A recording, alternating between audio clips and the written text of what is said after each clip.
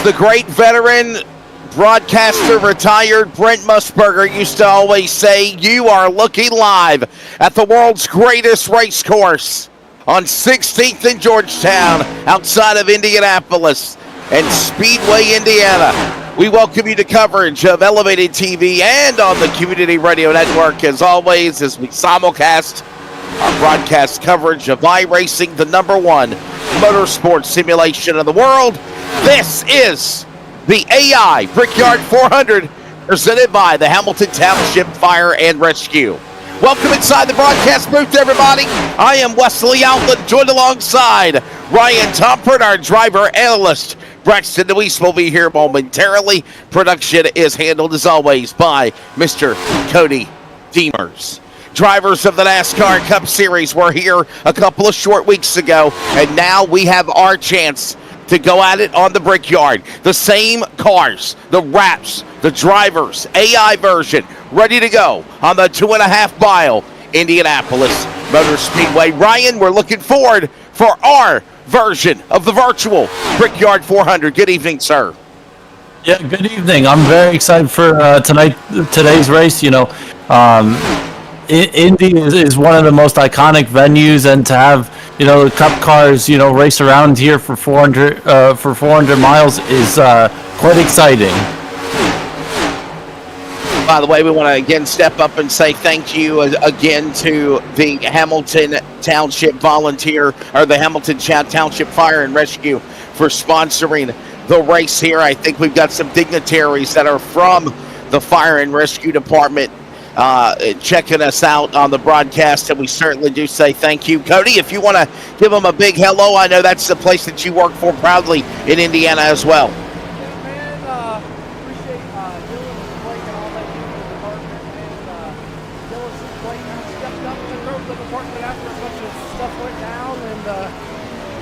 They took the department and made it into a great department.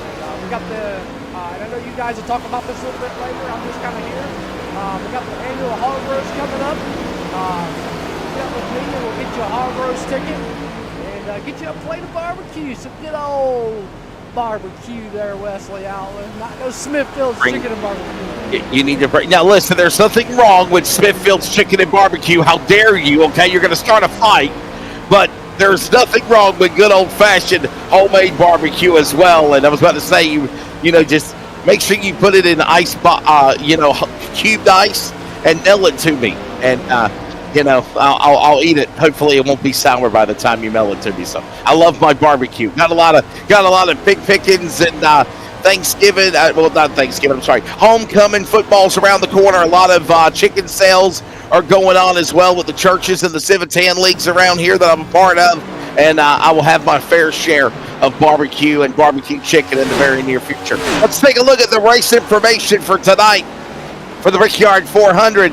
We are going 400 miles, 160 laps, 39 cars attempted to make the race 2 weeks ago at the world's greatest race course at the real Indianapolis Motor Speedway. We will have the same thing here tonight. 39 cars, all from the NASCAR Cup Series. There will be a stage break at lap 50 and lap 100. Again, stage breaks presented by the Leadfoot Racing League and, of course, Elevated TV. And something also that we'll be keeping an eye on is no fast repairs in this driving of the race today. 10 sets of tires. That is 10 sets. That's 9 more sets of tires. 9 sets of tires plus the original set that you came on qualifying from. So all of that is what is coming up here. Do what?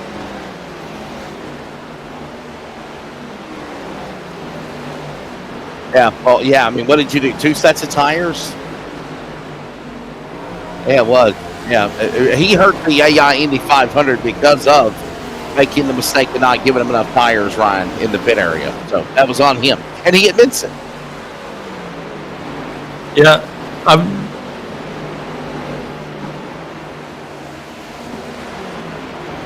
The first thing to admit when you have a problem is to, you know, fess up and say, you got me, it's my fault. So he did. Talking about tires, tires are definitely going to be a key thing, I feel like, throughout this race, as well as the fuel for all of these Cup drivers. Taking pit stops. That's going to be very key to have all of your sets of tires and more than 2 sets of tires tonight. Let's take a look at the weather conditions presented by us always, the fine folks. Stagger Pro Motorsports. You'll see that on the bottom right of your screen here real quickly. So we'll look at the weather conditions for today's race. Like again, there it is, 73 degrees. Track temp in the triple digits at 101 and the wind speed around 14 miles an hour. It is clear conditions here at the virtual Indianapolis Motor Speedway. Well, practice is about to come to an end. We're taking a break. We're going to go to a quick qualifying session, and we're getting closer to the AI Brickyard 400, presented by Hamilton Township Fire and Rescue. Strap in. We're coming back from Indy next.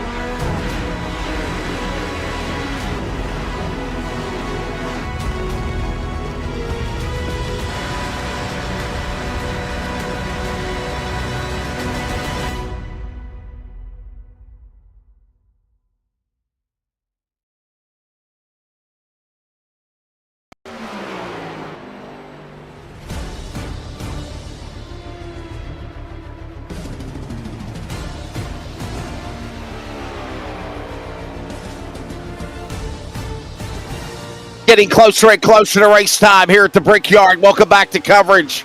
Elevated TV and CRN as practice is just about to come to an end here. Hey, by the way, here's what's coming up around the corner. My apologies. Qualifying has just got started for the NASCAR Cup Series AI Brickyard 400. But here's what's coming up next. Don't forget, of course, the Leadfoot Racing League rescheduled Boston Brawl. That will be this Sunday night for the Leadfoot Racing League. We're also going to be running Langley for round number 4 of the Ross Dalton Racing Driver Development Late Model Stock Car Series. And the next big marquee major event in the real racing and grassroots world is the Oxford 250. We will have our AI version of the Oxford 250, and that will be coming up announced very soon. Ricky Stenhouse Jr. right now, the pride out of Olive Branch, Mississippi. He's at the top of the board right now in that number 47 machine. What a lap he's putting down here as now Riley Herbst is on the racetrack, Ryan. Yeah, Riley Herbst, he's looking to put a good lap here. He's it seems like he's a little bit up on the pole time.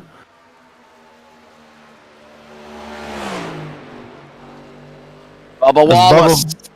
There he goes, Bubba Wallace, the man who won the real Brickyard 400 a couple of weeks ago from Mobile, Alabama. He's found speed in qualifying, and he is right now the top dog here at Virtual Indy, Ryan.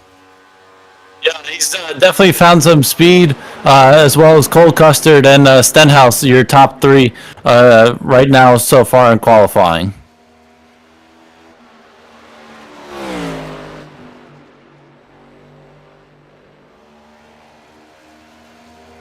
The real paint schemes from the race a couple of weeks ago. There's that car that, of course, Bubba Wallace drove in the victory for the NASCAR Cup Series. His third career Cup Series win, his biggest win of his career. Not trying to take anything away from Talladega or Kansas, his previous wins, but man, winning at Indy is something special. Hello to Jonathan Sessoms and to so many others that are checking us out, watching. Qualifying is just about ready to be in the books, and we are about ready to introduce the starting lineup here momentarily for this event. Again, 4 miles, 160 laps here tonight for the AI 2025 Brickyard 400 presented by Hamilton Township Fire and Rescue. Does anybody got anything for Bubba Wallace? The clock is about to expire, and the field is about to be set here of the 39 cars. Bubba Wallace is about to walk away here with the pole at Indy, Ryan. Yeah, it's for sure does look like Bubba Wallace is going to take that pole position, as I don't see anyone else running. So Bubba Wallace takes pole position, and Cole Custard and Ricky Stenhouse Jr. Are your top three. The pole position, and we'll give you the starting lineup in just a moment as the field is gritting. First, we pause for opening ceremonies with the invocation and our national anthem. The starting lineup and the command to fire the engines coming up in Indy next.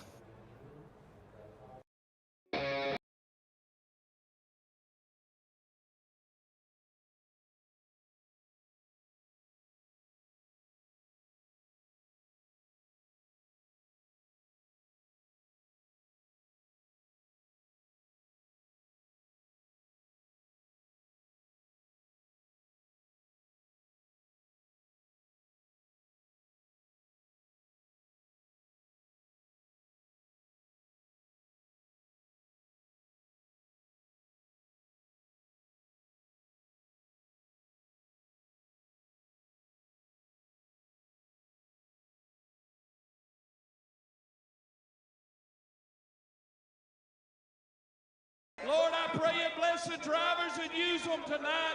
May they put on a performance. Heavenly Father, we thank you tonight for all your blessings. You said in all things give thanks. So we want to thank you tonight for these mighty machines that you brought before us. Thank you for the Dodges and the Toyotas. Thank you for the Fords. And most of all, we thank you for Roush and Yates partnering to give us the power that we see before us tonight. Thank you for GM Performance Technology and the R07 engines. Thank you for Sunoco Racing Fuel and Goodyear tires that bring performance and power to the track. Lord, I want to thank you for my smoking hot wife tonight, Lisa. My 2 children, Eli and Emma, or as we like to call them, the Little E's. Lord, I pray you bless the drivers and use them tonight. May they put on a performance worthy of this great track. In Jesus' name, boogity, boogity, boogity, amen.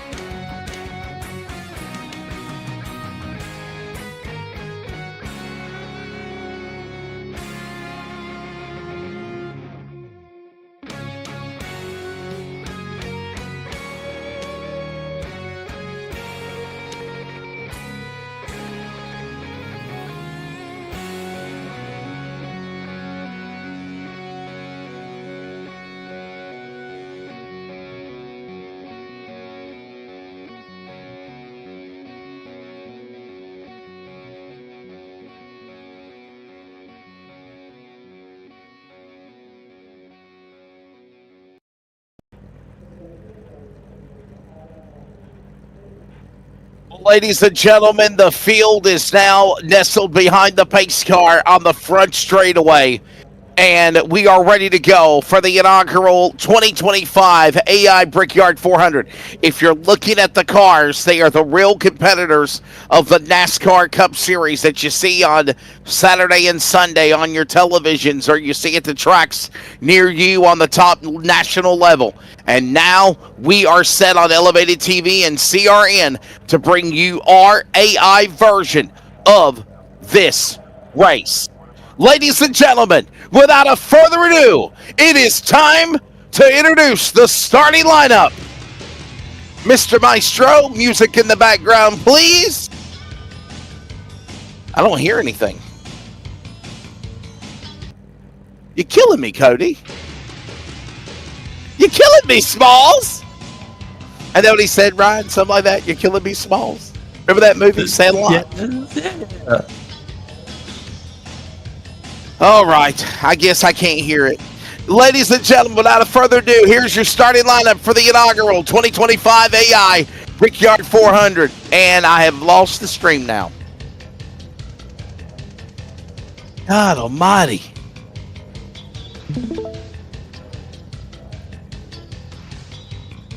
No, I don't hear it. I still don't hear it. Bubba Wallace is on the pole with a fast qualifying time. In the number 23 to his outside, Cole Custer. In car number 41. Row 2 will find Ricky Stenhouse Jr. and John Hunter Nemechek. Row 3 on the grid, you're going to see row 3 of Riley Herbst in car 35. And, of course, the pride of the Gilliland family, that is Todd Gilliland in the 34, row 3. Row 4 from Las Vegas, Nevada, it's Kyle Busch in Middletown, Connecticut. Defending Cup Series champion, multi-time champion Joey Logano for Team Penske. Row number 5, Noah Gragson in the number 4 machine. Rush Truck Center's entry to his outside, Brad Keselowski for, of course, RFK Racing. Row number 6 will find Shane Van Gisbergen, two-time winner this year already. And that, of course, was at Chicago and at Mexico City in the 88 for Trackhouse, and Christopher Bell for Joe Gibbs in the number 20 from Tulsa, Oklahoma, or Norman, Oklahoma. Row number 19, Mitchell, Indiana's Chase Briscoe and Chris Buescher from Texas in the number 17. Row 8 will be Zane Smith in car number 38, and Austin Cindric in the Deuce will start 16th. Row number 9 will find Ryan Blaney in the number 12, and Ty Dillon from Welcome, North Carolina. He'll start in the 18th position. Row number 10, as my colleague Ryan will take you for the rest of the field, Cody Ware in the 51 for RWR Racing, and Josh Berry for the Wood Brothers in the 21, starts 20th. Yeah, in row 11, you got Josh Balicki and Alex Bowman in the 48 Hendricks Motorsports car. In row 12, you got AJ Allmendinger and Kyle Larson. In row number 13, you have the 45 of Tyler Reddick and Danny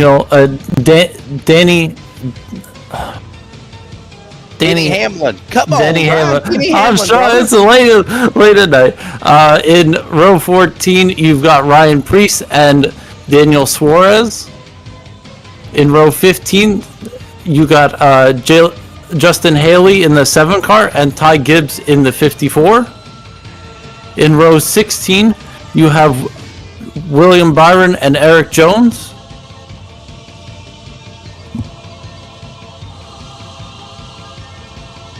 In row 17, you got the 77 Spire Motorsports car of Carson Hocevar and Chase Elliott in the Hendricks 9. Catherine Legg finds herself in row 18 alongside Austin Dillon. Jesse Love in that 62 car finds himself in row 19, as well as Michael McDowell. And in row 20, it's Ross Chastain, and that's your lineup. That's your lineup. That's the lineup. 39 cars, as Ryan Demers don't count. He tries to run the AI short track races, but it's just he's got to be in time and scoring for the cup race. So, God help us if he shows up with a cup car. And I was really going to say something. Nonetheless, ladies and gentlemen, it's time to fire the engines here at Indy at the Brickyard. Drivers, start your engines.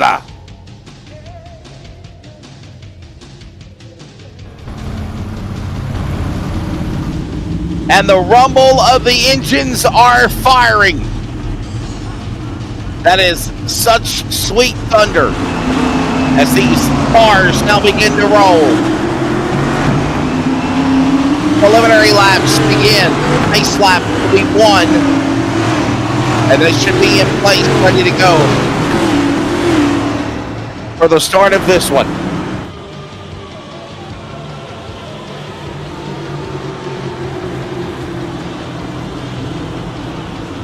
The pole, Bubba Wallace, as we mentioned, he'll be the one to bring them down to the green flag when we get this thing underway. As we mentioned, by the way, earlier when we came on the air, 400 miles, 160 laps. That's 40 miles. 40 laps is 100 miles. Stage break at lap 50 and lap 100. There's your information one more time. Lights are off for the pace car. When they come back around, they will take the green flag and we will get down to business. We'll be joined by driver analyst Braxton DeWeese momentarily. Right now, I think he's running another Iracing event somewhere.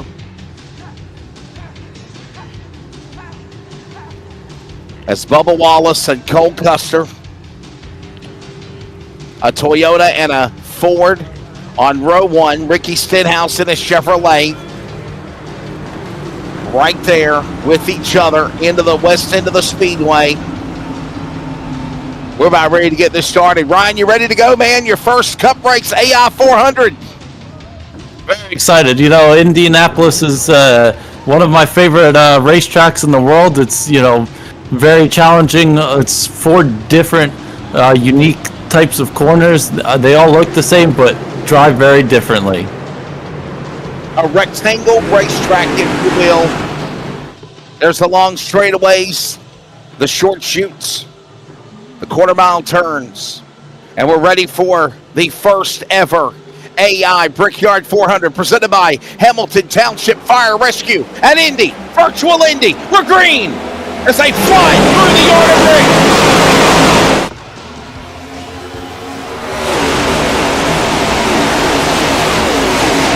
And ladies and gentlemen, you have a virtual race. And those static cameras show the flash, the speed, as they rumble down the back straightaway already.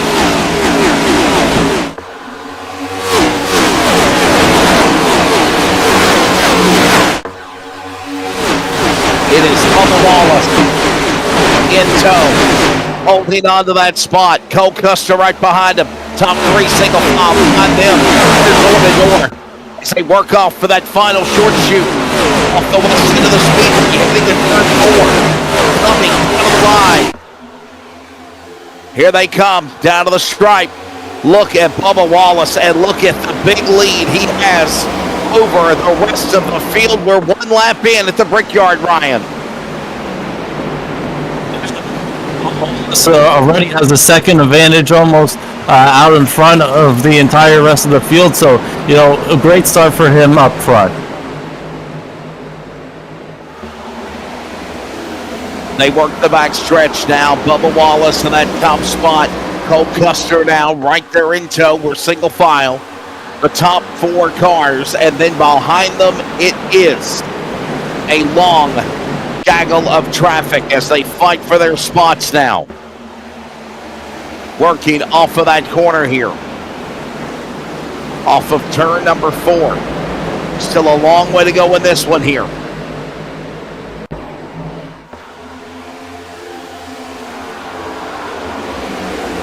Bubba Wallace, there's a battle now heating up for third. Let's take a look at that one. That's Stenhouse and Gilliland and Hunter Nemechek going at it for those positions. All this goes on as they work in the short shoot now, Ryan, heading back into turn number 2. Yeah, you gotta be on here, smart with your car, but also, you got to make up a few positions, moves here are going to be made, sort of on this straightaway and then into these entries, into these corners. So you got to you got to have a lot of pace in your car if you want to make some of these moves happen.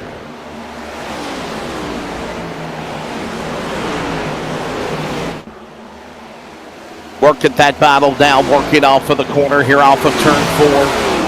There you see Cole Custer now getting passed by Ricky Stenhouse. Stenhouse to the 47, down to the inside. Cole Custer battles back. Here comes now Todd Gilliland, right there in that fight. And Bubba Wallace with a 2-second lead, or at least a second and a half right now, over the pack. What a job right now for the man of the 23. And he is doing well.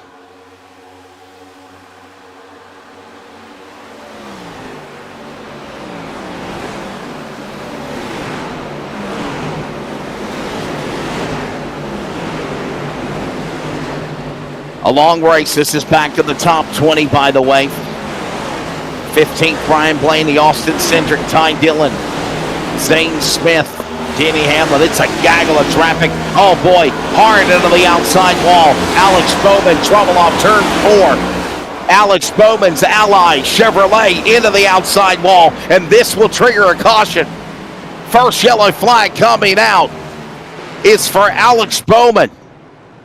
And the Eastern Technical Design caution will fly for the 48. And look at the heavy damage on the right front, right side, right passenger of the number 48 Ally Chevrolet. There was contact hard into the outside wall as he bounced off the 51 Cody Ware car as well. Man.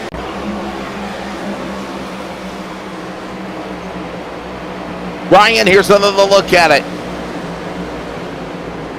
Yeah, he got, it seems like he's got hit 3 times there. I believe that was, I don't know who started the initial contact. We got hit by Cody Ware and the 43 of Eric Jones right here at the end. So, just entering off of turn 4 is where he got hit. Let's watch this again. I want to say that was Austin Cindric that he bounced off of in the PPG number 2. Let's find Austin Cindric, and I think you'll have the guilty party there. There's Austin Cindric. There's Alex Bowman. There's the hit. There's the shot. He's safe, and then he bounced off Cody Ware in the Rick Ware Racing, or Cody Ware's Arby's number 51. And then that put him in the fence. Watch this again. And it's actually Josh Berry's car. My apologies. Josh Berry. Another look at it. Into Cody Ware. Into the outside safer barrier again. A glancing blow off of Eric Jones' car, the 43. And this is on board now with Daniel Suarez. There's the contact from, look at that, just that little side draft, if you will, calls that car to crash and lose control for Bowman like that. Unbelievable, Ryan. And we got him on pit road. Yeah, a lot of takers here early on for pit stops. They are on the pit lane, and we are just getting started here at the Indianapolis Motor Speedway. We will step away. We will take a break. Pit stops ongoing. Early caution here at the Brickyard. You're checking it out. This is Iracing on Elevated TV, and if you're listening on your radio dial, the Community Radio Network.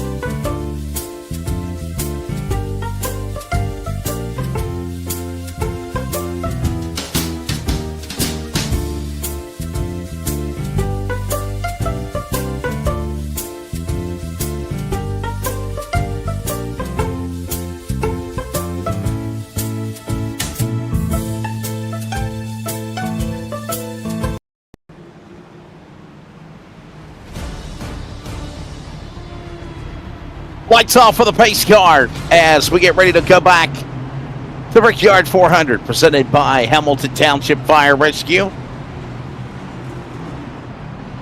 Braxton Elise will be here momentarily. He's our driver analyst, and he's ran here a time or two at Indy. Early caution slowing things here. One yellow flag already coming out after an incident involving Alex Bowman hitting the outside wall off of turn number 4. And the field will now get set. We'll be ready to go back to green. Still a long way to go as we are only about 8 laps into this race when they come back to the restart zone. Let's set up your top 10 for you right now. It is Bubba Wallace and Denny Hamlin. They're going to be on the front row. A couple of 2311 car owners and their Toyotas respectively. Bubba Wallace, obviously, 2311 Racing. Denny Hamlin in the number 11. So it's the boss and the employee for 2311 right there alongside. Ty Gibbs and Ryan Preece on row number 2. Then you've got Josh Malicki, Cole Custer on row 3. Todd Gilliland and Ricky Stenhouse Jr. making up row 4.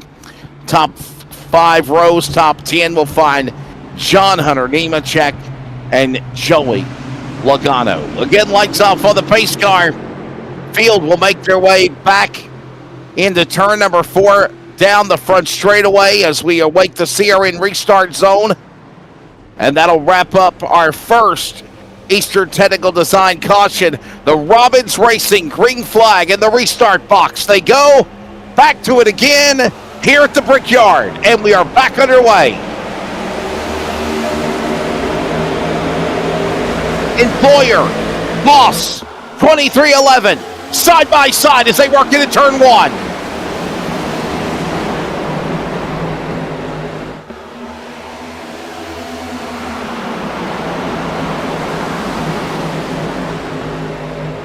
Down to the inside. Here comes now Ty Gibbs' car, the 54. He'll make a move. Look at him going after Hamlin for that spot. That's a couple of Joe Gibbs cars now, Ryan. Working the back stretch out of the west end of the Speedway to turn 3. Yeah, they almost went 3 wide there for a battle for second. These top 4 drivers out here out front all took a different pit strategy to the rest of the field. They stayed out under the caution flag, so I'm interested to see, what their strategy is for the rest of the day. As we see Bubba Wallace once again after a restart and a start, he is out front by 7/10 of a second already. Yeah, what a run by that driver right there. Of course, we're talking about Bubba Wallace. And remember, he won the race at the Brickyard a couple of weeks ago. Ended a long losing streak, winning streak, if you will. The drought had ended when he won at Indy, locked himself into the playoffs as well. NASCAR, by the way, will be at Watkins Glen this weekend. Coming off of what was a fuel mileage gamble race at Iowa. I was so shocked to see that. Coming to lap number 10 this time by as they work off turn 4. It is Bubba Wallace up in front, as we mentioned. Look at this now as Cole Custer sets his sights on Denny Hamlin. This is going on into the top 5 as they work back to turn 1.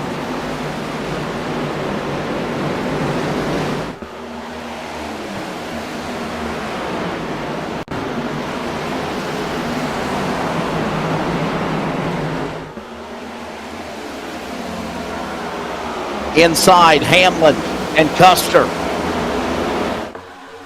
for that 3rd spot right now as they work down the back stretch into that corner into 3. All the while, Bubba Wallace still holding on, pulling away. What a launch. Almost 3/4, 8/10 of a second now over Ty Gibbs.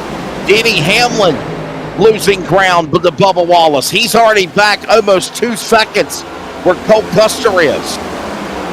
Got a car on pit road. Again, that is the driver of Eric Jones. Remember, we talked about the possibility of Eric Jones having damage because he did get broadsided after that hit by Alex Bowman that brought out the first caution. He now goes on the damage clock. He's trying to get that Dollar Tree number 43 Toyota back going as they work the back stretch again. Bubba Wallace in the lead. Ty Gibbs in second. Denny Hamlin third. And look at the big gaggle of traffic here, battling behind the leader. Bubba Wallace in his own world. There's a storm brewing behind that pack, though, Ryan. Yeah, back here in the positions, behind like 15th and below, sort of. They're definitely battling side by side a lot more than the front. The drivers up front are being, sort of smart and just being single file and not battling each other so hard. We did see that battle for third between Denny Hamlin and Cole Custard that went on for about a lap, and then they just gave up on that, and everyone up in front has just gone single file.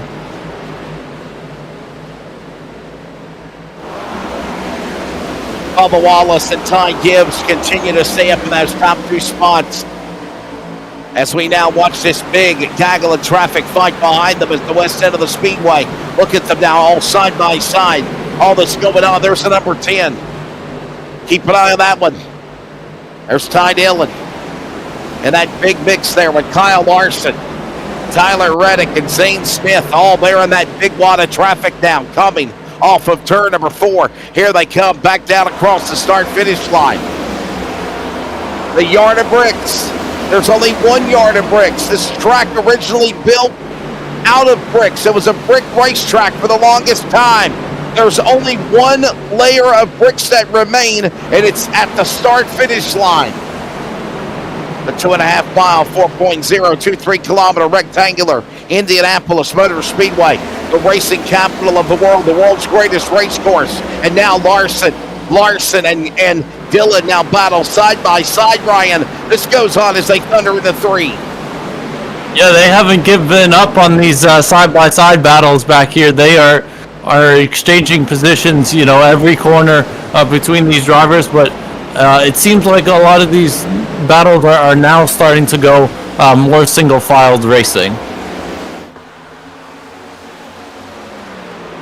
They'll be working 15 laps in just a moment. We're closing in on about 35 miles into this first 100 miles of the race. And all the while, it is still Bubba Wallace in the lead.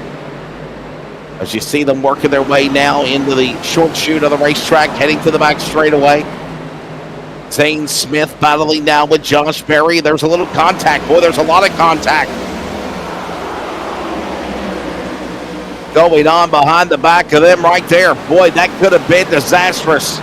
Somehow they hold it together. And now Ty Dillon battling. By the way, big thanks to USA Tire. Need tires and live in Indiana. Call and get your tires today. 765-274-5288. USA Tire.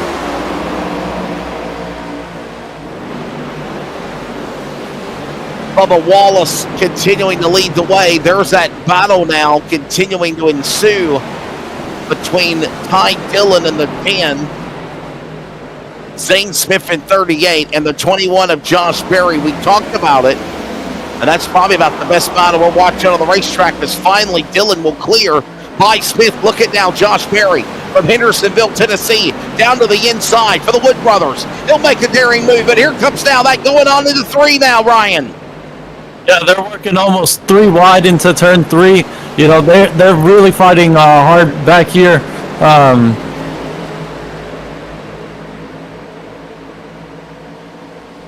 Yeah, they're being slightly aggressive, banging door to door through some of these corners as we watch the 38 and 10 go into turn 1.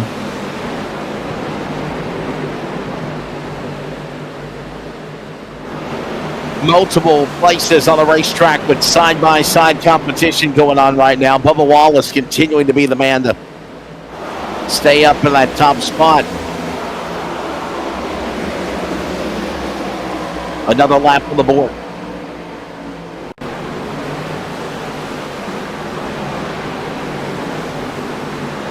I'm understanding that we're doing a free. We're live on Facebook. Okay. You'd have thought you'd have been on by now when you came on the air. Boy, guys, we're off tonight. What in the world? 17 of 160 laps right now. As Bubba Wallace continues to lead the way. And we continue to see this battle between Ryan Preece and Zane Smith continue. There's Josh Berry down to the inside. Chase Elliott now, Ryan, wants to get into this battle as they walk into turn number 2 off the short chute, heading to the back straightaway. Chase Elliott, has stuck his nose in there a few times, and, now he's going to be side by side with, I believe, the 78 car back there. But he's definitely mixing it up back there in the lower positions.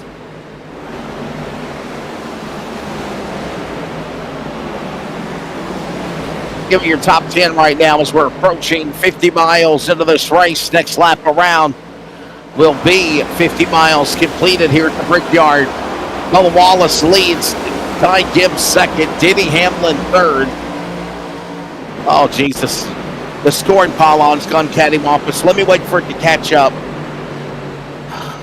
Bubba Wallace in the lead. Ty Gibbs second. Denny Hamlin third. That's 3 Toyotas. 4 Fords from 4th to 7th with Colt Custer, Ryan Preece, Josh Malicki, and Todd Gilliland. Another couple of Toyotas with John Hunter Nemechek, Riley Herbst, and Ricky Stenhouse Jr. The only Chevrolet, the bow tie, in the top 10 right now. There's been one caution for 20 laps, 50 miles into this race here at the Brickyard. And this is one of these places, Ryan, where we could see cautions breeding cautions, or we could see the long green flag run of the races, and I think we have now settled ourselves for a green flag stretch here of the race, the first 50 miles into this. An early caution when Alex Bowman, was a freak accident bouncing off the wall in turn 4. But other than that, it's been a green flag run, and all Bubba Wallace out in front. Yeah, I feel like this is going to be green flag racing. It's going to be definitely a longer run because a lot of these cars now, even in the back half of the field, has settled into, a single file racing. But it's definitely going to be interesting because drivers like Bubba Wallace and Ty Gibbs and Denny Hamlin, your top 3 in the race, they didn't come down pit road in that early caution that we had. And drivers in the Real Cup race, 2 weeks ago, they were struggling with fuel and saving fuel around lap 40. And the stage break today is going to be at lap 50. So they might have to take a pit stop under green flag. So it's definitely going to be interesting to see the strategies of the top 3 drivers out here. 50 miles into the inaugural 2025 AI Brickyard 400, presented by Hamilton Township Fire and Rescue. We're going to go side by side as the long green flag stretch continues. You're not going to miss a thing. More from Indy next.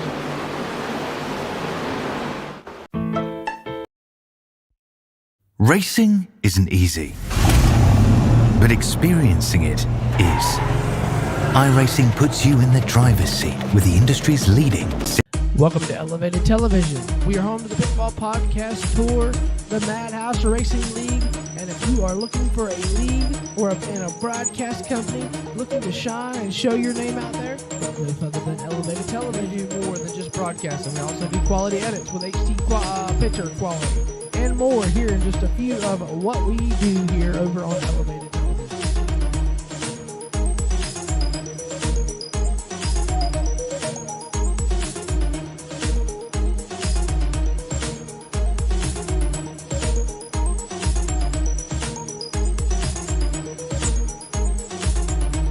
quality overlays. We do all forms of racing from late models to NASCAR. So if you're a league owner looking to get your league out there, look no further than Elevated TV.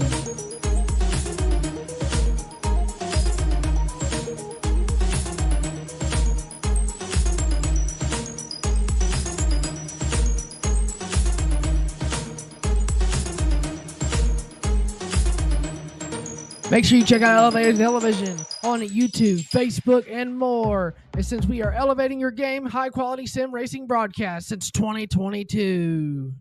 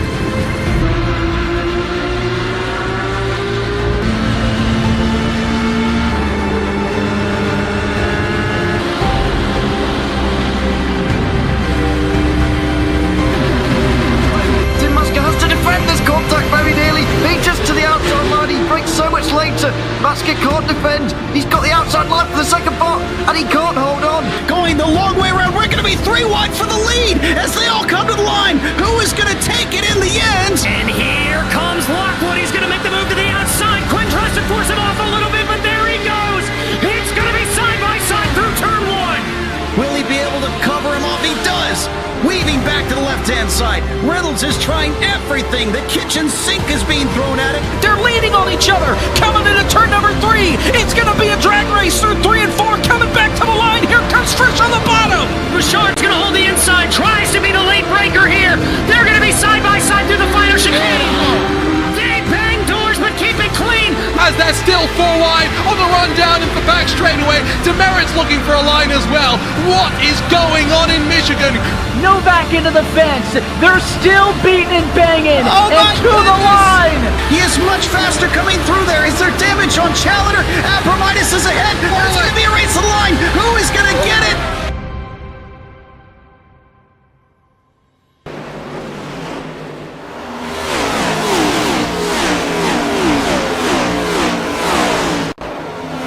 Heading to 25 laps here at the inaugural AI Brickyard 400 presented by Hamilton Township Fire and Rescue.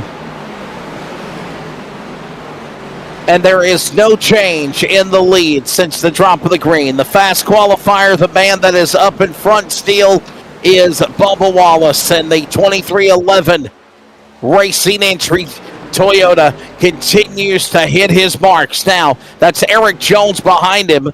That's a car a couple of laps down to the 43, as all the while we are heading towards 65 miles into this race here at the Brickyard. Thank you for joining us, along with Ryan Topford. Braxton Luis will hopefully be here momentarily as our driver analyst, and Cody Demers hit the buttons on Westerly Outlet. And right now it has been all Bubba Wallace leading the way, and they're actually heading up on lap traffic or slower traffic, and we're starting to see either drivers come down pit lane or go for the undercut for scheduled pit stops, Ryan, as well on lap 25.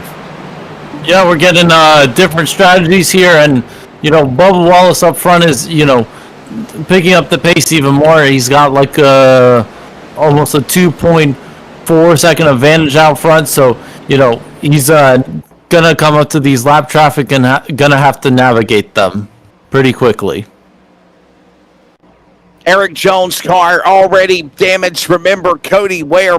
Ironically, those are the two cars that got sideswiped into the 48 of Alex Bowman in the earlier start of the race that brought out the only caution that we have seen so far. Hey, by the way, we're at the top of the hour. We need to pause quickly for 10 seconds of station identification. If you're listening, this is Iracing on the Community Radio Network.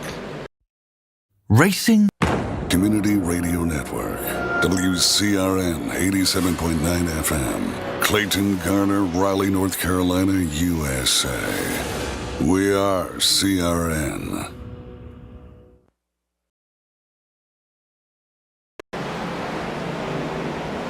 Back here at the Indianapolis Motor Speedway, and the Brickyard 400 continues the Chumba Casino entry. Bubba Wallace now overtaken by some lead cars and lap cars at the west end of the Speedway in turn number 3 in front of you, Ryan Tomford.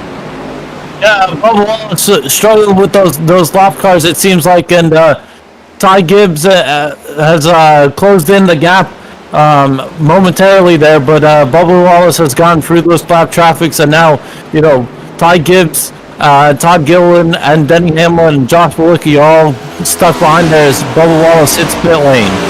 Bubba Wallace and Denny Hamlin hitting pit lane. Here comes pit stops. By the way, this is the first time they've pitted. They did not pit earlier in the race. They did not pit.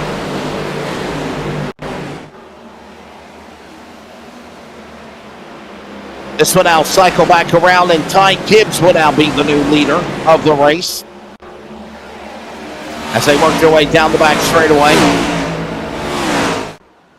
So green flag pit stops about to begin here. We're keeping an eye on that here as drivers are either going for the undercut or they're pitting now on schedule. Remember, there was a lot of cars that pitted around lap number 5 of the race when that caution came out for Alex Bowman. There's Ty Gibbs now. He stays on the gas and on the front straightaway. We got some different camera angles we're showing you of what's going on here as they work off turn 4. And there's that leader now.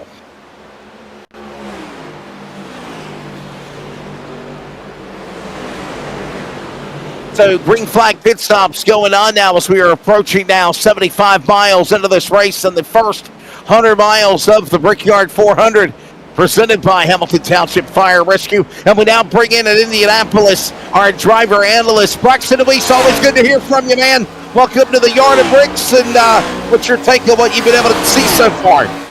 Well, first of all, I appreciate it, as always, Elevated TV crew. Always making sure it's all right that I'm here late. The virtual helicopter landed, and it landed safely. But, we came in here right as the leaders were pitting there, Bubba Wallace and Denny Hamlin.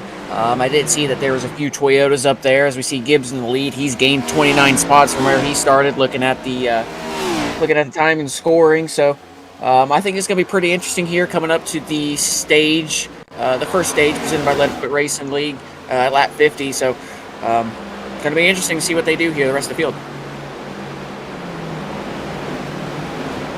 A lot of experience you have, Braxton, here at Indy. What's the key to get around this place? We've had one quick caution early in the race when Alex Bowman walloped the wall, pancaked the passenger side, collected some damage also on the Cody Ware and Eric Jones cars. They've been multiple laps down with damaged vehicle policy repairs, but still in the race, but multiple laps down. But what's the key to survive here at Indy? Well, first of all, just not overdriving your car, knowing what you got. It's still really early on in this race, lap 30 coming to lap 31 of 160. The Brickyard 400 is a long race. You gotta try to get track position, try to keep track position. That's going to be very important. Try to be on top of your strategy as much as you can. We see there's definitely going to be some strategy differences here, as we've seen Bubba Wallace and Denny Hamlin pitting earlier. These two leaders right here, they're pulling away a little bit from the field, and it's just keeping out front in the clean air is going to be your best bet. Being on top of the strategy, not getting back in the back of the pack. I personally ran the Brickyard 400 here a couple weeks ago, and I made a mistake on pit road, went back to 16th from 7th, and I had to claw my way back all the way up, and it took me the rest of the race and ended up finishing 7th. So you got to make sure you're up there in the top 10, top 5 if you want to have a shot at this. And by the way, Cody Deemers, I'll bring you in here. You were at your first NASCAR Brickyard 400 a couple of weeks ago at Indy. Yeah, I sat turn 3 in the infield, and honestly, it wasn't what it was all up to be. I mean, you can't see nothing. The race, good. The viewing aspect, sucked. You know, I mean, for somebody that has never been, I would say do it if you've never done it. And once you do it, you're probably going to be like, the heck with this, I don't want to go back. And I've talked to a bunch of people that maybe see if sitting in the grandstands to get a different viewing aspect would be better, and they say that you still can't see anything because this track, and listen, you know this, Braxton. Oh, it's big. I've been there. It's big. It's big. Yeah. See everything. You're either going to see 1 and 2 through the back, halfway down the back stretch, or you're going to see halfway down the back stretch, and 4 halfway. That's the reason. That's the reason why, honestly, there is the massive video boards, the Videotrons, located all around this racetrack. That's the reason why, literally, the pagoda, the start-finish line, and, you know, yeah, I've had somebody ask me that question, well, why is it the race control tower? Why is it not on the outside of the racetrack? Well, obviously, because of the diagram of the landscape of the way the track was built, had a lot to do with it. But the pagoda can handle all of the operations. You can see everything because you've got monitors and cameras watching everything around the racetrack. Yeah, and like I said, we parked in turn 3 and 4, and it was like a 30-minute walk. And like, you think 30 minutes, oh, that's not long. At a racetrack, 30 minutes is a long time. I don't think I've ever been to a racetrack and it took 30 minutes to get from one side to the other. And then you go to the museum, and mind you, this place doesn't take cash. If you ever go here, make sure you got a credit card because they don't take cash in anything. Concessions. Well, that was after COVID. That was because of COVID.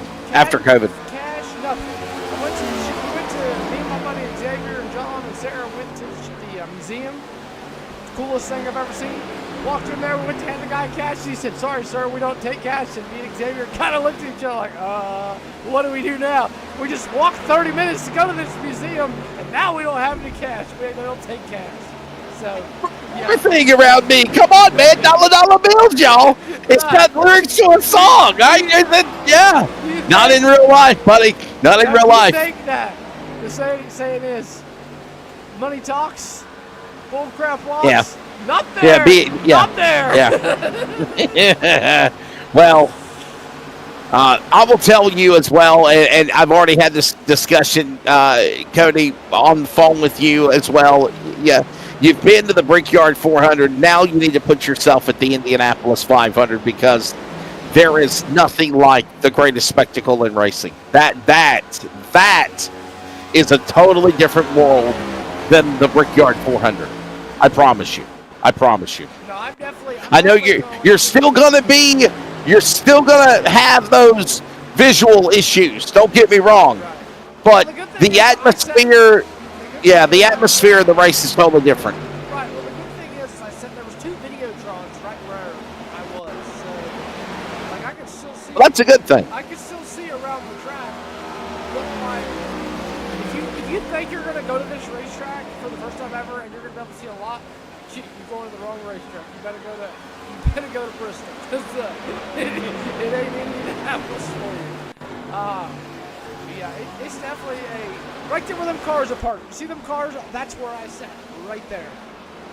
Yeah. Hey, and by the way, there was some exciting news announced by the Indianapolis Motor Speedway on iRacing this morning. Cody, me and you were talking about it the other day, and they have unveiled that the quarter-mile dirt track inside the infield of Turn 3 at the pit will be unveiled on iRacing, Honestly, the Indianapolis Motor Speedway dirt track. Honestly, I thought it was already on iRacing, but that's a neat thing. I didn't realize that. Yeah,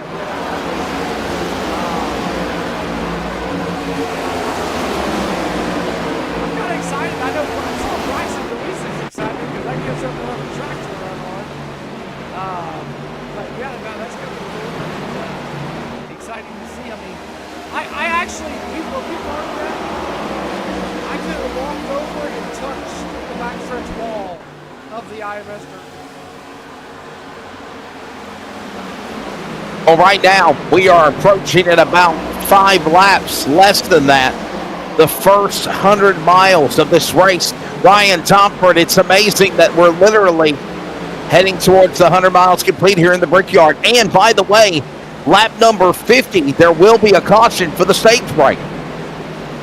Yeah, so we've got 13 odd some laps left to go to that stage break, as we saw Bubba Wallace there going around that outside of 3 and 4 and of a 3-wide battle. He's definitely making his way up towards the front. Ty Gibbs out in front has yet to venture onto pit lane, so I'm interested to see, if he runs out the rest of this stage and just pits at the end of it, or if he comes under green here. How strange is that, driver analyst Braxton Weeks, because Ty Gibbs is going on now close to 37 laps on the fuel run. He hasn't pitted yet. Neither has Josh Bilicki or Catherine Legg, for that matter, who's back in 14th. By the way, that's an open wheel IndyCar female that made the NASCAR Cup Series race this year at the Brickyard as well. But everyone else has pitted. They came down pit road at least once. And we saw Bubba Wallace lead the first 28 laps of this thing, and then he came down to the pit lane. How is there a strategy different than Gibbs is on everyone else now? I believe so. It's just he's like the clean air. He wants to keep it as long as possible, and I really don't blame him, to be honest with you. Knowing that you have a stage break within 12 laps, 13 laps, it's all about trying to get there. Earlier, it looked like they were going just a tad slower. It could have just been me. And just seeing the Indy cars going around here so quick. But either way, it's gonna be interesting because, in real life, I'm not too sure that they went that long. I could be mistaken, but either way, I believe they had to pit before the stage. Yeah, I was thinking you'd have to pit between at least 30 to 35 laps. And we saw guys come down to the pit lane around lap number, well, let's see when they pitted. The pit lap is right now. We saw lap 27, lap 17, lap 28. That's been about it. But Bubba Wallace is already back up to third again. Ryan. Yeah, in real life, we saw some of these drivers like Joey Logano make it to lap 40, which we're coming up on. So this is sort of the end of, I believe, how much fuel you can get out of your car. One caution flag, by the way. Let's take a look at the race analysis because we are closing in on 100 miles into this race here so far. By the way, it's presented by Blue Line Softwash, and there it is. One caution flag so far. 3 caution laps total, and there's been 2 lead changes, and that lead change happened between Bubba Wallace and now the obviously eventual leader right now of Ty Gibbs after Bubba Wallace came down to the pit lane. 100 miles into the race here at the Brickyard 400. When they come back to the start-finish line, let's go ahead and give you at least the full-field rundown at the first 100-mile mark with 300 miles to go. Ty Gibbs is the leader. Bubba Wallace is second. Todd Gilliland third. Josh Bilicki fourth. Riley Herbst is fourth. Fifth is, well, here we go again. Let's wait for Tom and scoring to catch back up. It's having a conniption. There we go. Riley Herbst in the top 5. And we got a battle for the lead right now going on as Bubba Wallace has just literally took that Chumba Casino Toyota and bypassed, literally blew the doors off of Ty Gibbs. He's the new leader again. You can see the speed difference between Bubba Wallace and Ty Gibbs there. He is, look how many car lengths he's already pulling on him. It's going to be almost a quarter to a half a straightaway here within a lap or two. Them fresh tires, and now that Bubba Wallace has that clean air, he's going to be gone. He's got about 9 laps to the end of the stage.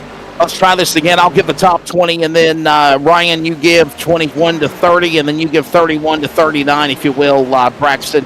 Right now, Bubba Wallace is the leader. Ty Gibbs second. Todd Gilliland third. Josh Bilicki fourth. Riley Herbst the top 5. Then, of course, as it continues to shake down, it will be John Hunter Nemechek 6th, Brad Kozlowski 7th, Brian Priest 8th, Christopher Bell 9th, Cole Custer, your top 10.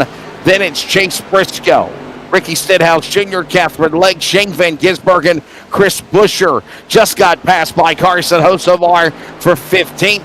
Chris Buescher, 16th. Ryan Blaney, Austin Dillon, Noah Gregson, Kyle Larson, still in the lead lap, Brian. There's your top 20. Then you got Kyle Busch, Tyler Reddick, AJ Allmendinger there in 24th.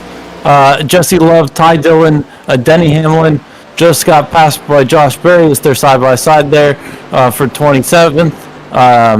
29th is Austin Cendric, Justin Haley 30th, Daniel Suarez 31st, Chase Elliott, Michael McDowell, Zane Smith, Ross Chastain, and William Byron. That's the rundown. Remember, Cody Ware and Eric Jones behind the wall, as well as Alex Bowman, after hitting the wall on the start of the race around lap number 4. There's been one caution flag as we are 100 miles into the race here at the Brickyard 400. Gotta wonder any moment now, Braxton, green flag pit stops, I got a feeling they're going to be coming unless we get a caution flag here before the end of the stage. Yeah, potentially. Man, I have a feeling these AI drivers, they're going to go all the way, the ones that haven't pitted. I just have that feeling. It's either they're going to go all the way or they're all just going to dip on down in the pit road, like either a lap or two before. So we'll see what these There is a yellow flag. We got a problem. Is that Ty Gibbs? I think it is. On the front straightaway. Ty Gibbs' car is not at speed. He might have ran out of fuel. I was about to add that. He might be out of fuel. He's coasting really, really slow right now. Wow.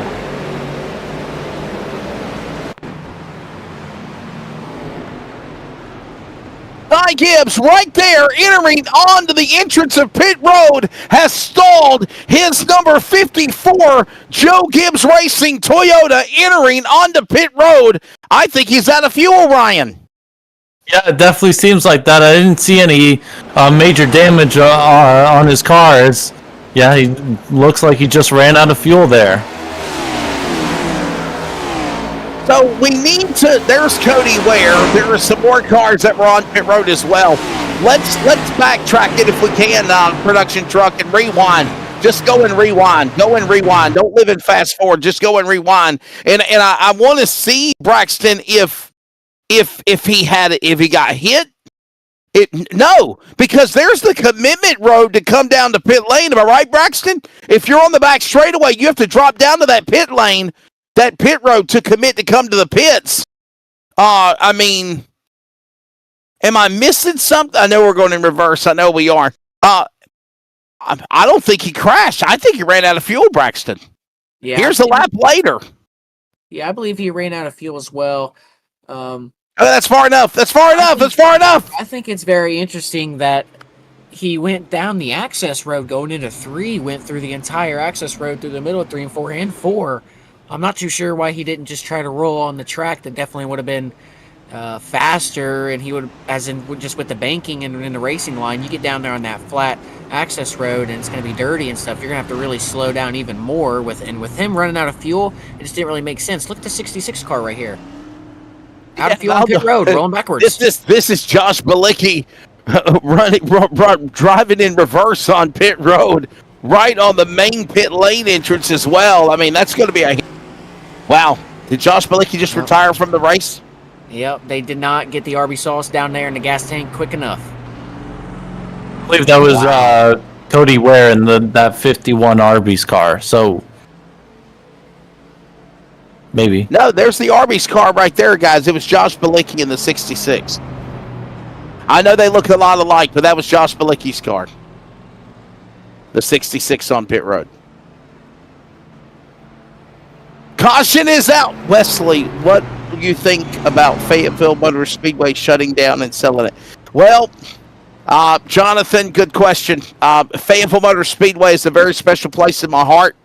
A lot of people might not know, but I announced at Fayetteville for many, many times, not only as the series announcer, in my tenure with the Carolina Clash Super Late Model Series from 2007 or 2008 to 2009-10, as well as the NDRA. I worked announcing at Fayetteville Motor Speedway for their track announcing from, 2004 to 2007, 2008, right before I became the series announcer for the Carolina Clash.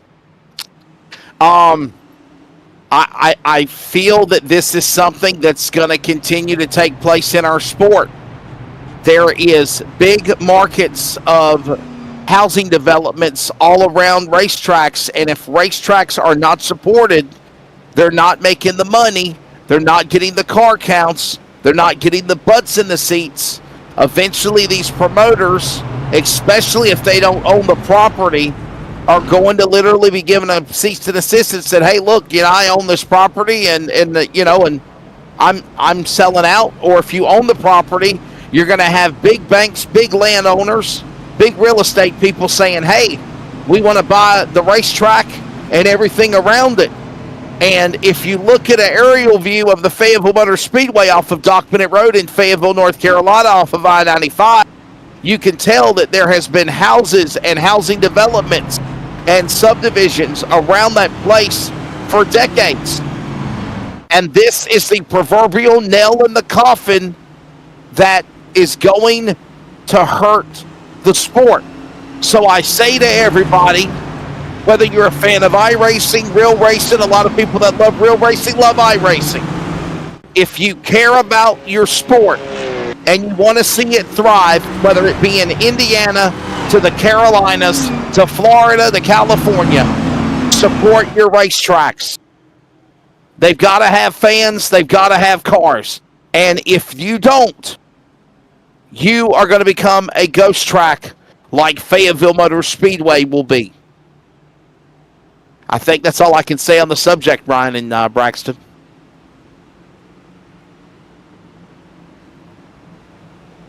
Trying to get the field back together for a restart. As I don't know what's going on here. Looks like the drivers are... Yeah. I'll tell you, where's the pace car at? Let's go to a break. We're going to step away and take a break. Hopefully, well, no, I can't. Pace car's gone, right? They're coming to green. Pace car, where are you? Even you're dropping frames. Pace car is going to stay out. We're going to take a break. We got more from Indy as we do a little maintenance in the background. Stay with us. We're back from Indy right after this. Community Radio Net.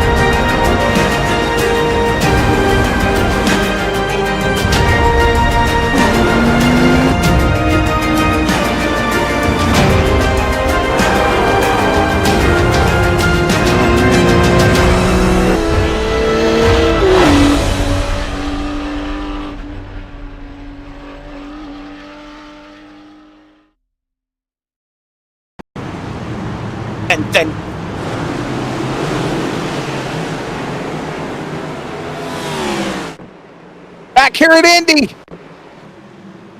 We are still under the yellow flag. I think we're going to try to get the one-to-go indication here this time by, and we are also quickly coming to the end of stage number 1. They're going to have, what, about 3 laps, 2 laps, if you will, Braxton, to get back to speed when we come back to the green flag. Lights will go off on the pace car, I believe, this time by, as the field is finally assembled with each other again. We'll get ready to go back to green here.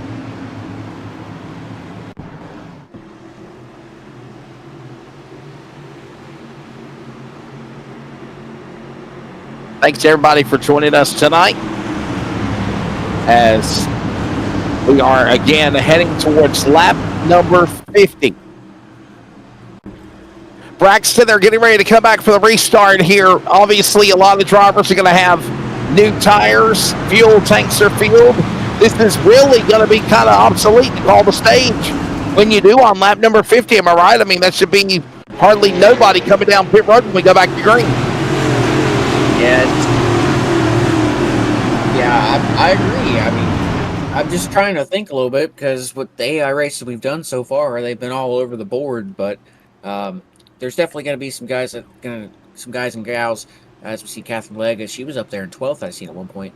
She's doing pretty good. Yep. I think she finished 17th in the Rio Brickyard 400. But anyways, I think that there's going to be a good few of cars trying to stay out, try to get closer to that clean air, closer to the front, try to get that track position. As I was saying earlier, that's ever so important. The tires are important too. We've seen Bubba Wallace pit, we've seen Denny Hamlin pit at the same time, and look where they are.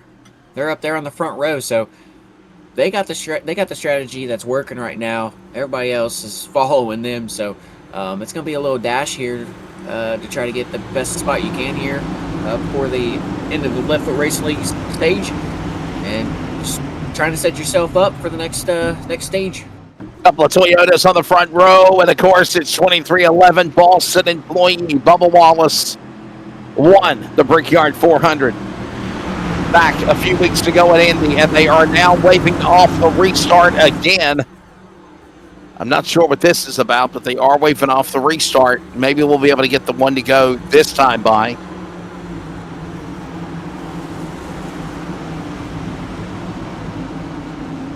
I think something's going on with not having some people in the right order. I think the lights are off for the pace car now, this time by around the racetrack, and I think we will go back to a green flag. Don, what's your take as we are approaching, 2 laps to the stage break at lap number 50?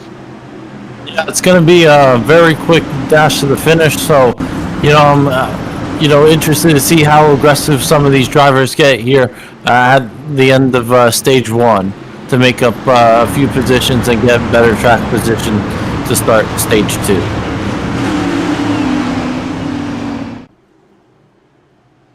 As we mentioned, a couple of Toyotas, 2311 Racing up on the front row. That's, of course, Denny Hamlin and Bubba Wallace. Bubba Wallace and Denny Hamlin. Joe Gibbs Racing, 2311 of the Toyotas on the front row. Todd Gilliland back there in third in his Ford. Then it's John Hunter Nemechek. All Toyotas. Riley Herbst and Brett Keselowski. Christopher Bell. Chase Briscoe in eighth. Ricky Stenhouse, ninth. And Cole Custer.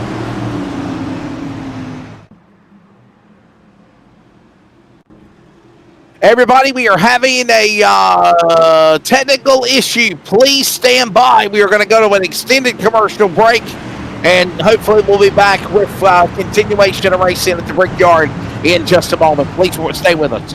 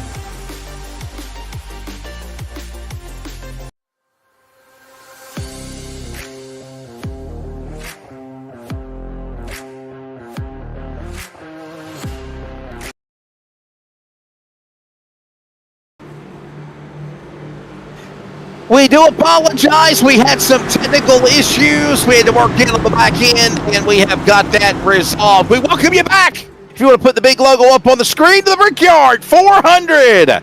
Presented by the fine folks at Hamilton Township Fire and Rescue, along with driver analyst Braxton Louise, Cody Deemers on production.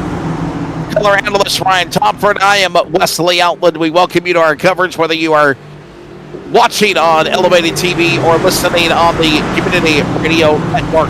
We wrapped up stage number 1. We are now getting ready to go into stage number 2, and there will be a total of about 110 laps to go, 109 remaining when they come back to the restart. And obviously, Ryan, whole new ball game here. We saw drivers pit. We saw drivers not pit. We saw the strategy of getting in and running out of fuel like Ty Gibbs did. And now you got to push it here and see what you can do the next 100 miles. Yeah, we've with the whole new stage here, so we got definitely a whole new ball game of different strategies and how drivers are going to drive this stage compared to the first one. By the way, lap 100, which will be about 50 laps from now, we will have the stage break of the race. Another stage number 2. Race car is in. Bubba Wallace, 2311. Austin Cindric, Team Penske. Hendrick, William Byron on the front row as we go back to green here in Indianapolis.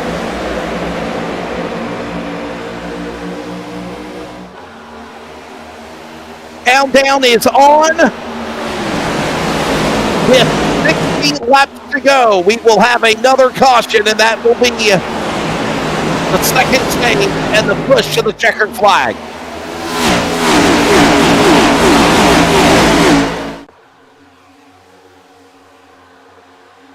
Remember, we completed 50 laps, and then we had the technical issues. We came back. There's 110 to go. So lap 100 of the race would actually be with what? 60 to go, right, Braxton? Am I right? And then or with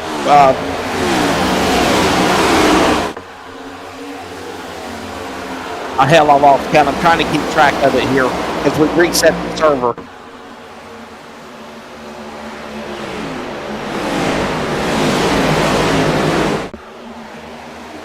I know 60 laps will be the final stage. So basically, when we get to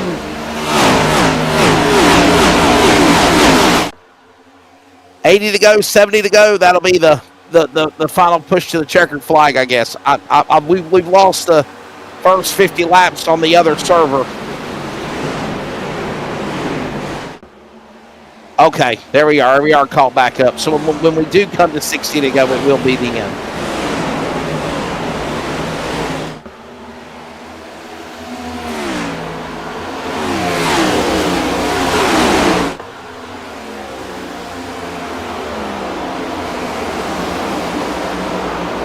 We are showing what laps are to go instead of what lap we're on because we had to obviously start over.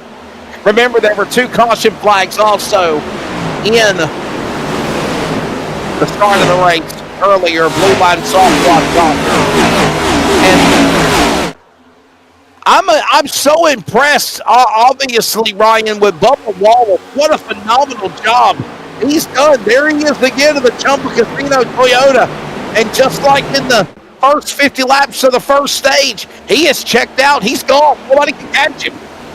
Yeah, I mean, it seems like we've had 3 or 4 restarts where Bubba Wallace has just darted out front and always, within a lap or two created a second gap as he's about 1.2 seconds ahead of Carson Hocevar there in second. So, Bubba Wallace is definitely, his strength today is definitely on those restarts.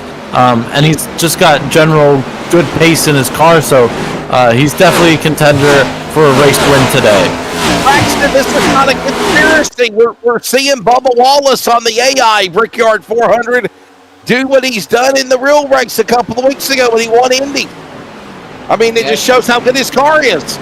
Yeah, and it also showing how the AI is actually mimicking it pretty well. So, you know, we see Wallace out here a bunch, really be able to close it out at the end.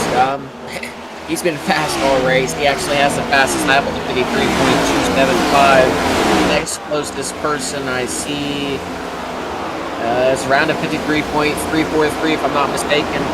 So Bubba Wallace cooking. He's got that clean air rolling, and that car is running real nice for him. You got Hurricane Hocevar, as Lee Diffie called him this past weekend. He's going up there in the second and actually pulling a little bit of a gap on the Byron there, and eventually Wallace here. We'll see what happens.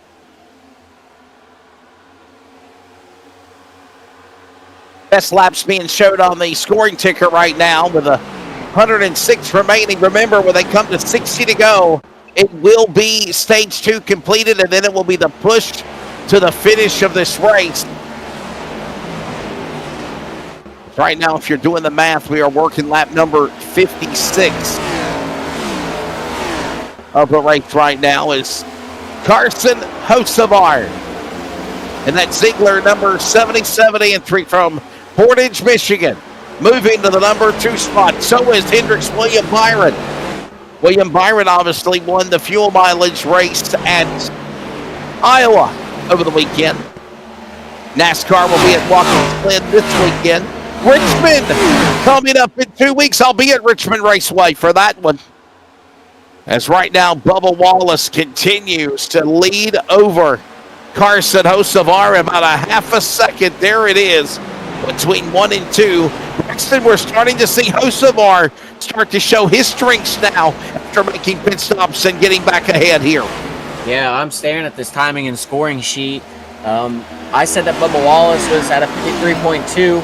Well, 2 other drivers have entered the 53.2 second bracket, and actually Austin Cindric went faster than Bubba Wallace with a 53.2. The past few laps, Hocevar was about 4/10 of a second quicker than him.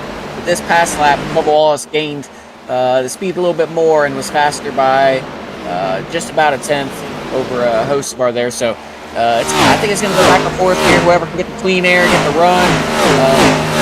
You do not want to get that dirty air. That's definitely going to make a difference in the car. And you do not want to hit that wall to upset the body and the air of the cars as well. So, and fastest man on the racetrack right now, Kyle Busch. Let's go find him right there in that zone number 8 machine for Richard Childress. He is 16th on the racetrack, but he just turned the fastest lap, as you were talking about lap times, Braxton. 53.244 seconds. KB Rowdy coming to the front here at Indy in a hurry. Yeah, and you know, usually the more up front you are, the cleaner the air is. But as you said, 16th place, and he's running that lap time. That's pretty good. Granted, he hasn't, you know, gained any spots or lost any spots from his starting position at this race. We'll see what he does here. He's got a pretty good run on the outside potentially. I caught a little bit of that dirty air. You can see the run that Justin Haley has now on. Is that Keselowski right there? Yep, in the body card Mustang. We'll see if he can make a move here into turn 3. I don't think he's going to be there. Nope. That's one thing. I actually want to bring that up. I'd like to bring that up real quick. We seen Justin Haley get a run off of 2 there, and we thought he was probably going to get alongside of him. At least I did. I got to remember, when I was racing in the Brickyard 400, when I raced it a few weeks back, you would get a run, and the outside car would actually get a little bit of a run off the straightaway, like halfway down. It was a little odd, so you got to make sure you try to get close to that left rear quarter panel right behind that wheel and right before that bumper to try to slow them down with the air. That'll drag them back. It won't speed you up, but it'll drag them back with their speed just with how the air works. So that was pretty close between Kyle Larson and Kyle Busch there off turn 1 there. But yeah, it's all so tedious here at Indianapolis Motor Speedway. Larson and Busch almost getting with one another as they were fender rubbing off that corner out of the short chute. And now things have calmed down here.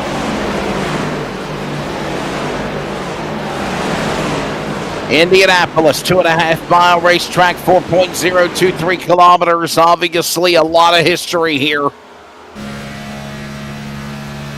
There's the open wheel NTT IndyCar Series. Remember a couple of weeks ago, we actually did the virtual Indianapolis 500, and we had preliminary night, we had qualifying, we had bump qualifying, and then we had 33 cars racing 500 miles. For the Cup Series, they race less than 100 miles than usual for the Indy 500. The Brickyard 400 is 400 miles, 160 laps. On this racetrack that features 4 quarter-mile turns, 2 5/8-mile straightaways, and 2 8th-mile short straightaways known as short chutes.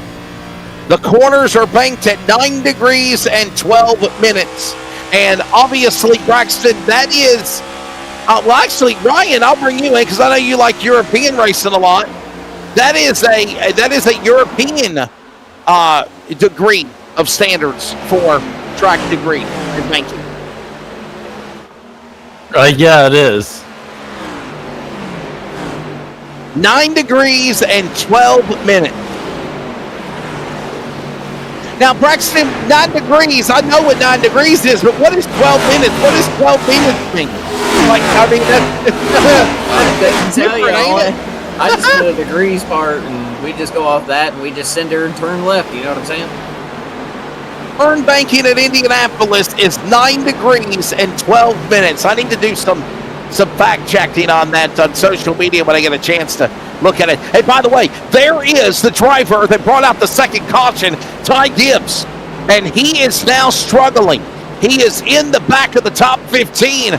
But it's just good to see him back on racetrack, especially when he drained the tank dry on the fuel cell of the 54 Braxton. He's got it back going again, but he's back in 13th.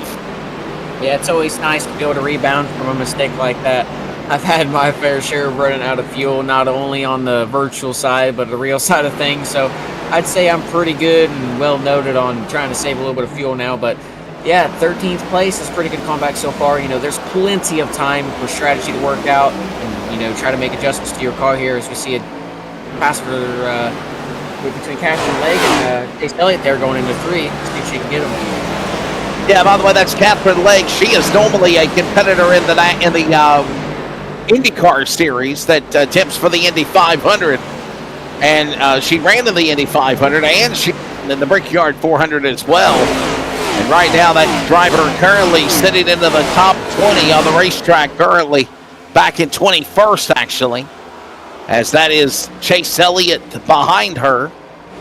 That's the black and green car right there. And then you see Chase Elliott and the other ones behind, as there goes Catherine Legg trying to make a move on Gillil, another racetrack here on the back straightaway, Ryan. Yeah, it's making a bit of a move there. I did some research. I found out what the 9 degrees and 12 minutes is. It is 9.2 degrees. It is, the minutes are smaller measurements of a full degree of banking, basically. Bravo! Bravo! Thank you, Ryan. Hey, you know the saying, you learn something new every day. The more you know. Now we just need the rainbow and the star to flash across the screen. I think I'm unveiling how old I was. Does anybody remember the commercial? I ain't talking about reading rainbow either, Cody. I'm talking about the more you know, okay? It's a public service announcement on NBC. By the way, NBC and USA covering the second half of the season for the NASCAR. Well, I don't know if you really call it the second half of the season. They're covering the final home stretch of the season for the NASCAR Cup Series as well. They just launched at Iowa this past weekend. They'll be at Watkins Glen, Richmond, Daytona, all on the way for the month of August. And we remind you about the Leadfoot Racing League. Tune in Sunday nights for action-packed late model stock car iRacing action with the Leadfoot Racing League, presented by Eastern Technical Design. Coverage 8 p.m. Eastern Time, and then 10 p.m. Eastern, Ross Dalton Racing, driver development, late model stock car e-tour, South Boston and Langley this upcoming Sunday night.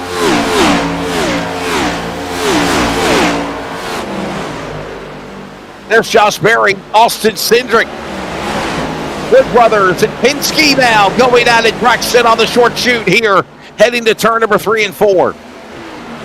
Yeah, Cindric was one of the cars that actually set a fast lap to Wallace there. He's fallen back a spot there to Briscoe. Host's car was within about a second of Wallace, but he's fallen back to, just about 9/10 of a second, close to about a second back. So falling back here a little bit. Bubba Wallace potentially gaining his speed there to, gain a little bit here in the long run. This keeps green. I think we're really going to figure out who has the long run car.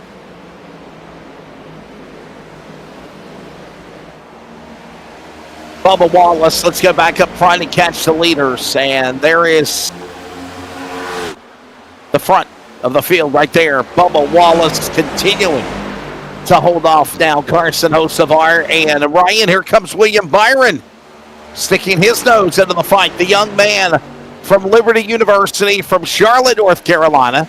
And he cut his teeth in real racing aspirations from iRacing as well. Kind of like Ty Majeski. Yeah, he got a start in iRacing, and he's definitely closing on Carson Hocevar here. He's I've been watching him over these last few laps. He's definitely starting to close that gap a little bit, and I've seen him, look at some moves on Carson Hocevar there in second. Top two having a battle amongst themselves now as that gets back single file. They are trying to run down the leader as we are working our way to lap number 80 of the race, which would be 200 miles. We haven't reached that part of the racetrack yet, as right now, if you count the first 50 laps, about another 13 laps, then we'll have that 30 laps completed of halfway of the race.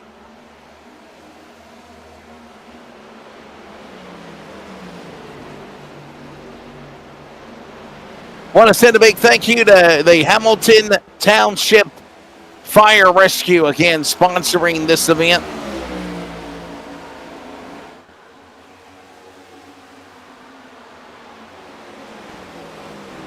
Obviously, this race would not be possible if it wasn't for them being able to make it happen as a sponsor. And Cody is on the fire rescue services. So, thank you.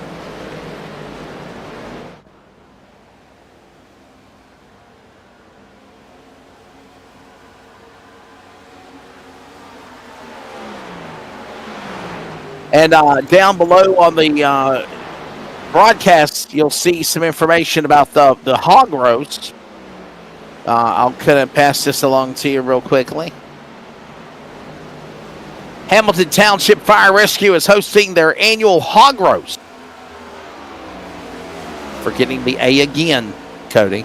On September 6th. If you are interested, contact Cody Deemers or other firefighters, and they will be selling hog roast tickets.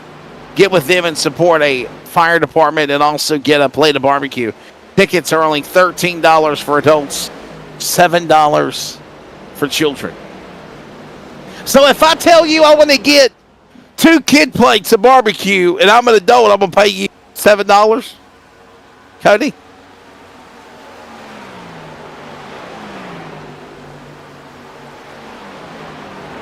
So there's going to be adult plates and there's going to be kid plates.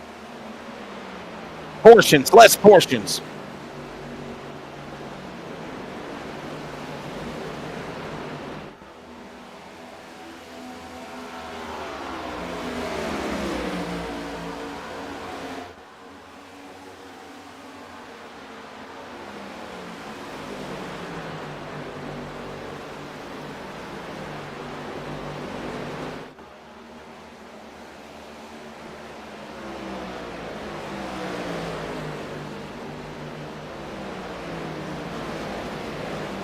Hey! So back at it again, racing at Anderson or Winchester?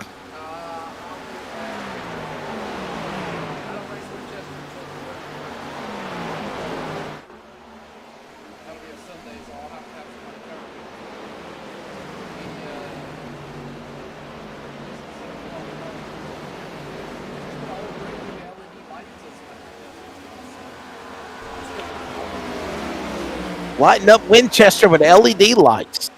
They just put all new wheeling lights, like caution lights and stuff for the track. They put all new LED lights up for the track, like the lighting system. Yeah, they've done a lot of work. That's pretty cool.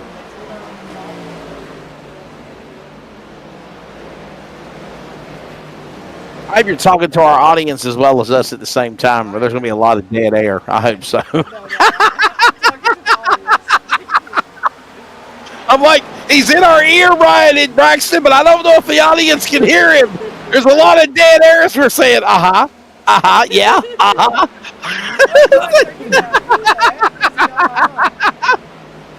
Oh, we're at the top of the hour. We'll pause quickly for 10 seconds. Some station identification.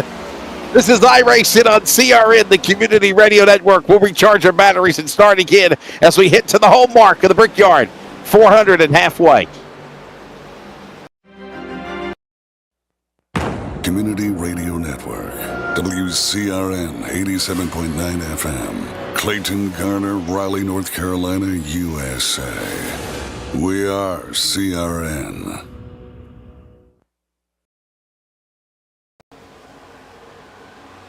Thank you for joining us for the Brickyard 400, presented by Hamilton Township Fire and Rescue. Coverage simulcast on Elevated TV and the Community Radio Network at CRN. I'm Wesley Outland, driver analyst Braxton Weeks. Our color analyst is Ryan Tomford, producer, director, and the man that's making us say, Cody Deemers on production. And Ryan, we are heading towards Cross Flags here at the Brickyard.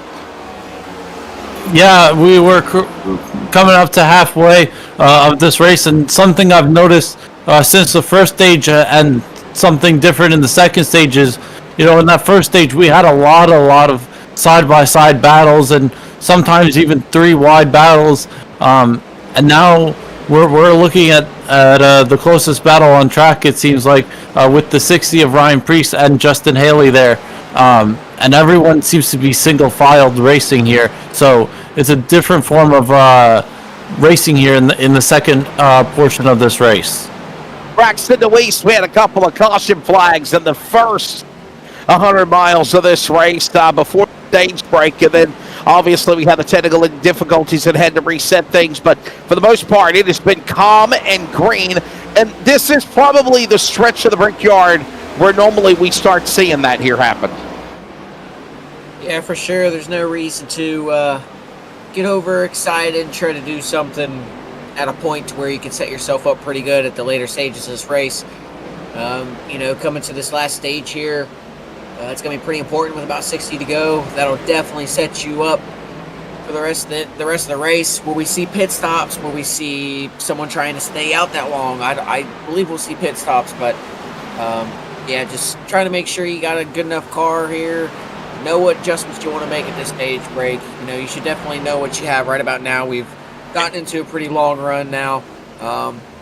So we'll see what adjustments these AI drivers make on pit road.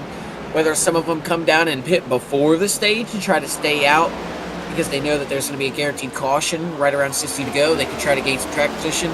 We'll see what strategies are up these AI drivers' sleeves here. There goes Ty Gibbs battling now with AJ Allmendinger to his outside, as well as the other car, the orange machine of Brad Keselowski.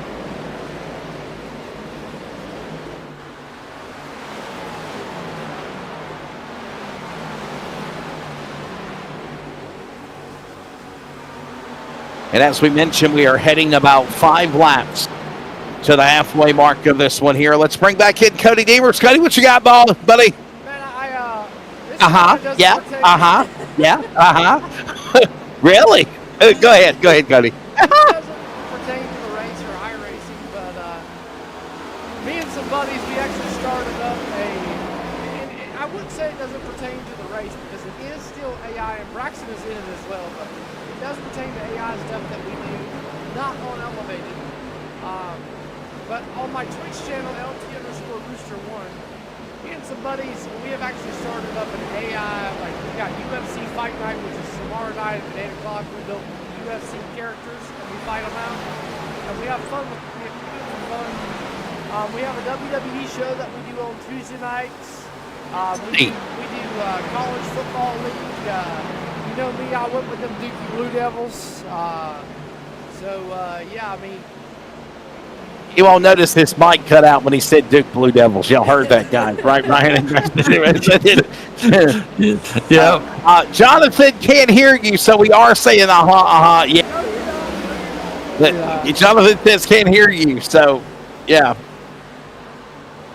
Can't be heard. Yeah, so I mean, if that's things that you guys are interested in doing and joining our AI stuff, I mean, we have a blast with it. I mean, I make it just as real as possible, like the WWE show the other night. I mean, Cody, you might have to like make it where Ryan and Braxton and whoever else wants to come on Discord and watch WWE pay-per-views now. What do they call them? Premium live events. Did y'all see the shenanigans where they've announced that they're going to ESPN and people are going to have to pay like another $30 Like, it's ridiculous. Oh, ESPN is actually like, so like my father-in-law has a basic cable subscription, and ESPN you have to pay extra money because it's not included in the basic cable subscription anymore. So bunch of damn con artists, if you ask me, and I don't care if anybody posts this shit publicly. It's BS. I agree. It's BS. It's what it is. It's taking advantage of the American man and woman. I'm telling you. It's just like NASCAR. Like, seriously. It's just like NASCAR. NASCAR is trying to get people to watch them because, I mean, look, they went to what is it? They done that free network, NASCAR network or whatever, where it's free on Pluto TV or whatever. Yeah. I mean, to help people watch the races because some people can't watch them on TNT, and like that's what I've always liked about NASCAR is you can watch it on USA or TNT or Fox or Pluto or Prime or, I mean, them bringing it to Prime Video. That's the smartest thing I think they've ever done. I mean, and then just like UFC has actually started bringing fights to Netflix. I mean, yeah, it crashed Netflix, but I don't think Netflix was ready for what they had extending there. But I mean, it's cool that they're trying. What was the fight? Was it Mike Tyson and Jake Paul versus Mike Tyson? And what a fluke that was, man! What a fluke that was. I mean, I remember sitting at a sports bar watching that stuff, and I'm like, really? You guys are Netflix. You weren't prepared to have it's buffering. Just change your bandwidth. It'll quit buffering. No, you need to, you should have realized what it was you were getting yourself into. Like, seriously. I mean, if it would have been just like a in my opinion, they're now making us pay bokus of money. I mean, look, I have all that stuff. I have Hulu, I have Peacock, I have Amazon, I have HBO Max, I have all that, and I have ESPN. But for me to get a notification telling me that beginning on August the 21st that my bill is going up because I want to have the WWE to watch the premium live events, it's ridiculous. And now you've got WWE on 4 different platforms now. Well, you got to think about it like this too, Wesley. Stupid. Netflix first come out, I can log into my father-in-law's account and watch it on his TV and my TV, and it not cost anything extra. Now to send my information to Braxton and let Braxton watch my Netflix account on his TV, I got to pay $3 extra a month to do that. That's ridiculous. That's crazy. Well, let's go back to the race. We're halfway home of the Brickyard 400. That's my rant. That's our rant and rave. Ryan, you like wrestling, don't you? Do you agree? Is it shenanigans? Is it hogwash? To be honest, I've never watched wrestling. Oh, I mean, I'm sorry. I mean, I do. I'm watching for the women, and I'm watching for... and then I'm watching for I watch the big. I don't watch it 24/7. Like, it's not my life, right? Because some people just let that shit go to their head. But I mean, let the TV walk all over them, right? But I will tell you, like WrestleMania, SummerSlam. I did watch SummerSlam. I watched it later on. I had to watch replays of it. But I did watch SummerSlam, and I liked the match between John Cena and Cody Rhodes, and seeing Brock Lesnar come back, and so do I get to watch it once in a while because I'm so busy? Yeah, but I mean, I just can't see myself having to pay another $30 a month for a streaming platform. I just don't, and I think it's ridiculous because if you look at the big picture of the contract or the announcement this morning, WWE had to pay ESPN this obscene amount of money, and now this is how they're going to try to make that money back, is making us, the American man and woman, pay for it. And that's bottom line all it is. And I hope it tanks. I really do. I don't want to say that in a mean way, but I hope it tanks. I hope it flops.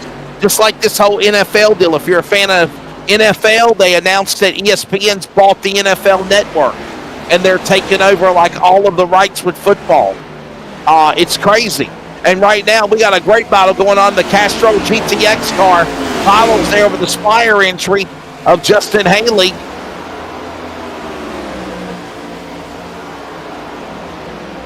And look who's right back in the battle again. Alex Bowman, who got involved in an accident earlier, has raced his way back.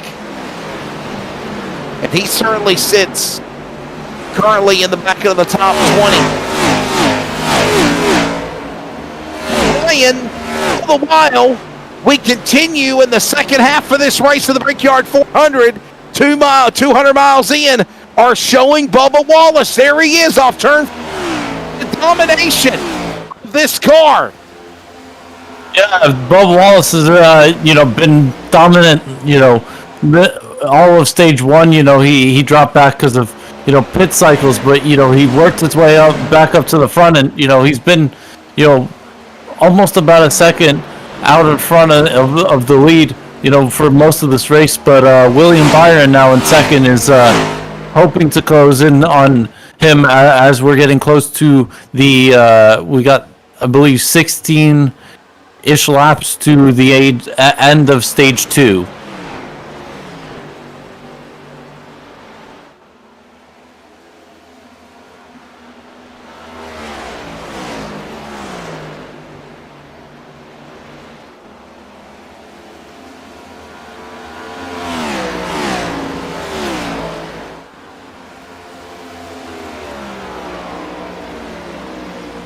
Right now, it is still Wallace in the lead. Byron second.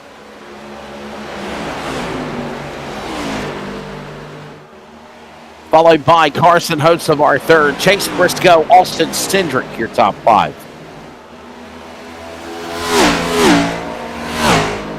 He's watching something better than we are. I didn't catch it.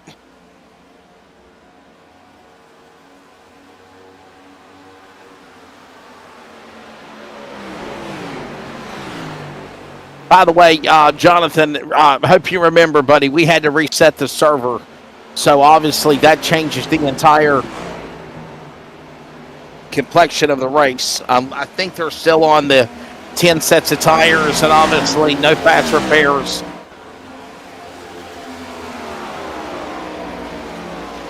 $75 to go. A calm, quiet night here at the virtual Indianapolis Motor Speedway. Hey, by the way, here's what's coming up next on Elevated TV. And there it is, coming up this Sunday. It is the Leadfoot Racing League. The Leadfoot Racing League coming up. That'll be at the South Boston Speedway. That is the makeup of the Boston Brawl, which was scheduled for this past Sunday, but due to the long 24, 36 hours of cars toward Hickory because of the weather. Hey, by the way, we got pit stops. Here comes Bubba Wallace. He's in.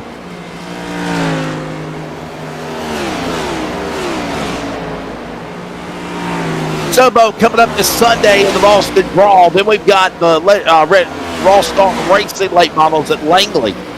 And the next big planned event, Braxton, Oxford 250 at the virtual Oxford Plains Speedway. I say this to all of our virtual friends.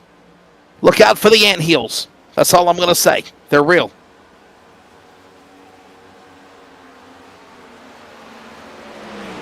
You know what I'm talking about, right, Braxton? You know, they got the ant poles, the poles that look like little ant hills around the track with the light poles.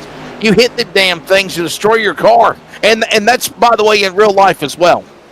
Yeah, if you get sitting down there, as we see some more cars coming down pit road, William Byron and Hocevar, as we see multiple more are coming down before the stage here, less than 15 to go. But yeah, them ant hills, if you get down there and you hit them, your car is going to go flying up like you're a dirt bike hitting a supercross jump, or like a jumper, like a monster truck hitting a big jump over some cars. It just goes flying in the air and it's going to destroy the front end of the car. So that's going to be an interesting race. Look at it. It looks like the entire field is pitting under green here. Everybody is coming down pit road. Is this a mutiny, Ryan? Is this a mutiny? Everybody is on strike? Like, look at this. Everyone, I mean, Bubba Wallace and Chase Briscoe came down the lap before, and now everyone else comes down this lap. So hell no, we want go. Hell no, we want go. Alrighty, let's keep an eye on this. Let's see how much of a difference that Bubba Wallace has here over the guys that are coming off pit road. They're just coming off pit road. They have to exit off of turn 2. Here he comes right there in the Chubba Casino Camry. It's going to be a big difference here. Now remember, that's second and third right there with Hocevar and Ryan and Byron as well. Remember, they cannot commit until they get to that cone. What a great pit strategy, by the way, Braxton. I mean, that worked out perfectly for them because here they are poking back out now, and they can get up to speed, and they're only 1.4 seconds back to Bubba Wallace. What a strategy they just did there. Yeah, not too bad. We'll just see how much the difference is with Bubba Wallace, as we know that he pitted earlier. He's got just under a second and a half gap, but I believe that Byron and Hocevar are going to have something for him potentially. Now, the clean air is a huge deal, and we're getting just close to about 10 laps. We're just over that, about 12, 11 laps to go until the end of the stage 2. So, race to the end of the stage, get yourself set up for about 60 to go at the end of the race.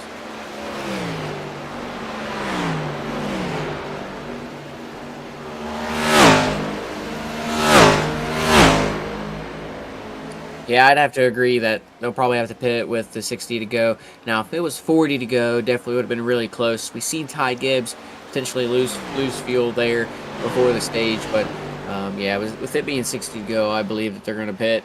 Now, do you pit when the window opens, or do you just try to split it, try to get your maximum speed out of the entire rest of the 60 laps? By the way, we just passed the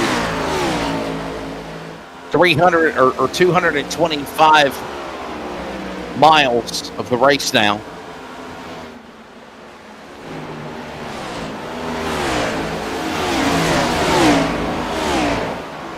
Remember, stage break coming up with 60 to go in the race, and that'll take us into that 300 miles complete. That final 125 miles to the fifth race, and that'll be again with 60 to go, with the caution coming out. Complete stage 2. We're still in stage 2 of this race, mind you, Ryan.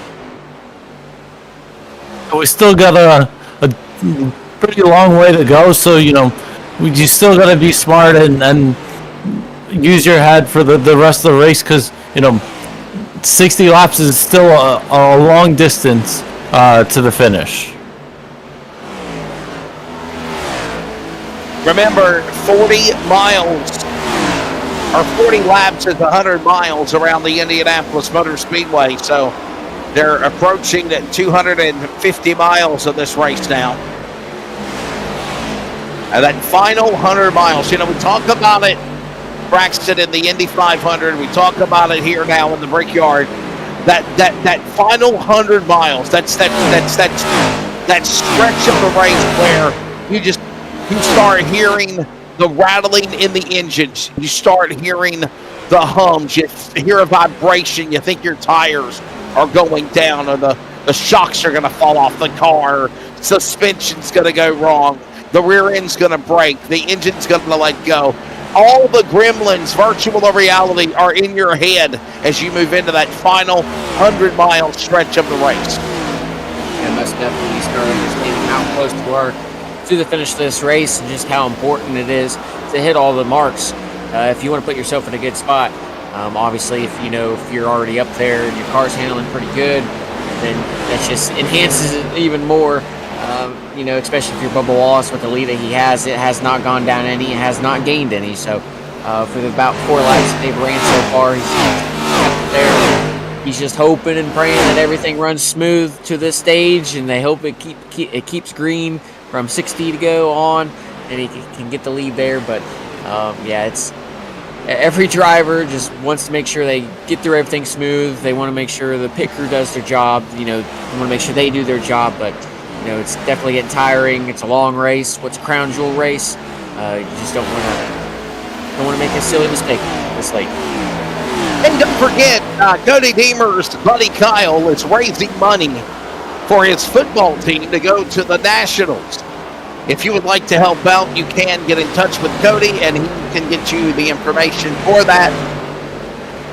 Or if you're watching the broadcast, I think, Cody, if you can you post the link? Can you post the link?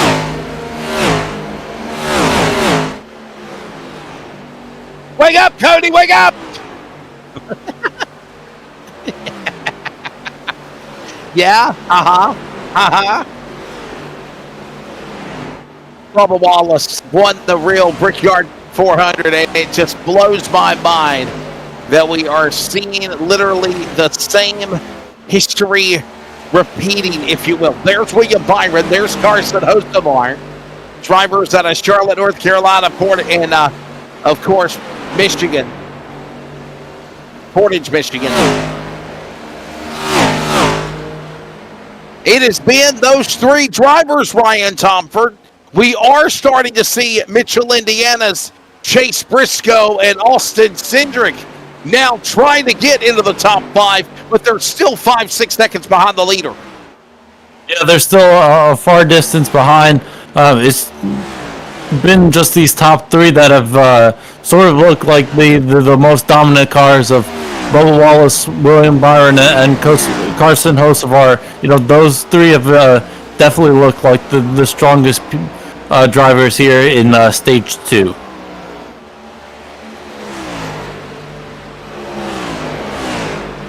So glad that you're joining us.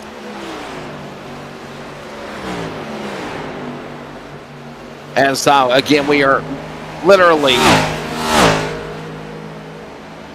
heading towards 300 miles in this race. Now remember, there will be a competition caution again at lap number 110 or 100. We're coming up on lap 95 here, Braxton, this time by. And again, I got a feeling, man, we're setting ourselves up for the finish. I really think that's coming, right? I mean, you get through this second stage, get back down on pit road. We saw green flag pit stops. Hell, they got 10 sets of tires. Some of these guys still got 6, 7, 8 sets of tires left. They're going to come right back down pit road again, I believe, when the caution comes out for the stage break. And then the fireworks, I think, are really going to heat up for the final 60 laps of this one. It might be the Bubba Wallace show for the first 2 stages, but the most important stage is the one with 60 remaining to the checkered flag. And right now, am still optimistic of seeing what's going to happen. Yeah, you're most definitely right. You definitely see teams in, on Sunday in real life NASCAR setting themselves up in the first and second stage to be in the spot in the third stage to try to go for a win. You see it week in and week out, and you'll see it plenty this weekend at Watkins Glen in real life. You'll see some drivers pit before the 2 laps to go in the end of the stage. But yeah, it's either gonna heat up right at the end of the caution when they start back up and try to get the most track position as you can, or they're gonna just single file it out and try to run their first stint, get through the pit stops, and run green flag like they are here. As a racer, that's what you want. You want to go green, but as a fan, you want to see some carnage. So we'll see what these AR drivers bring us. That's exactly right. Remember, 60 laps to go. Will be 100 laps into this race, and we will see the competition caution come back out again for the end of the stage. And Ryan, if you remember, man, we had a caution before the end of the first stage. It was like 2 laps shy of the start of the first stage being completed. And obviously that really changed everything as well. And then we had the, if you will, weather delay. Yeah, we had that caution that came out, and I think that was because all of the drivers behind were trying to risk it more and whatnot, and on fuel strategy. But now I think we're gonna probably go green here until the end of the stage. As my daddy used to always tell me, risk it for the biscuit.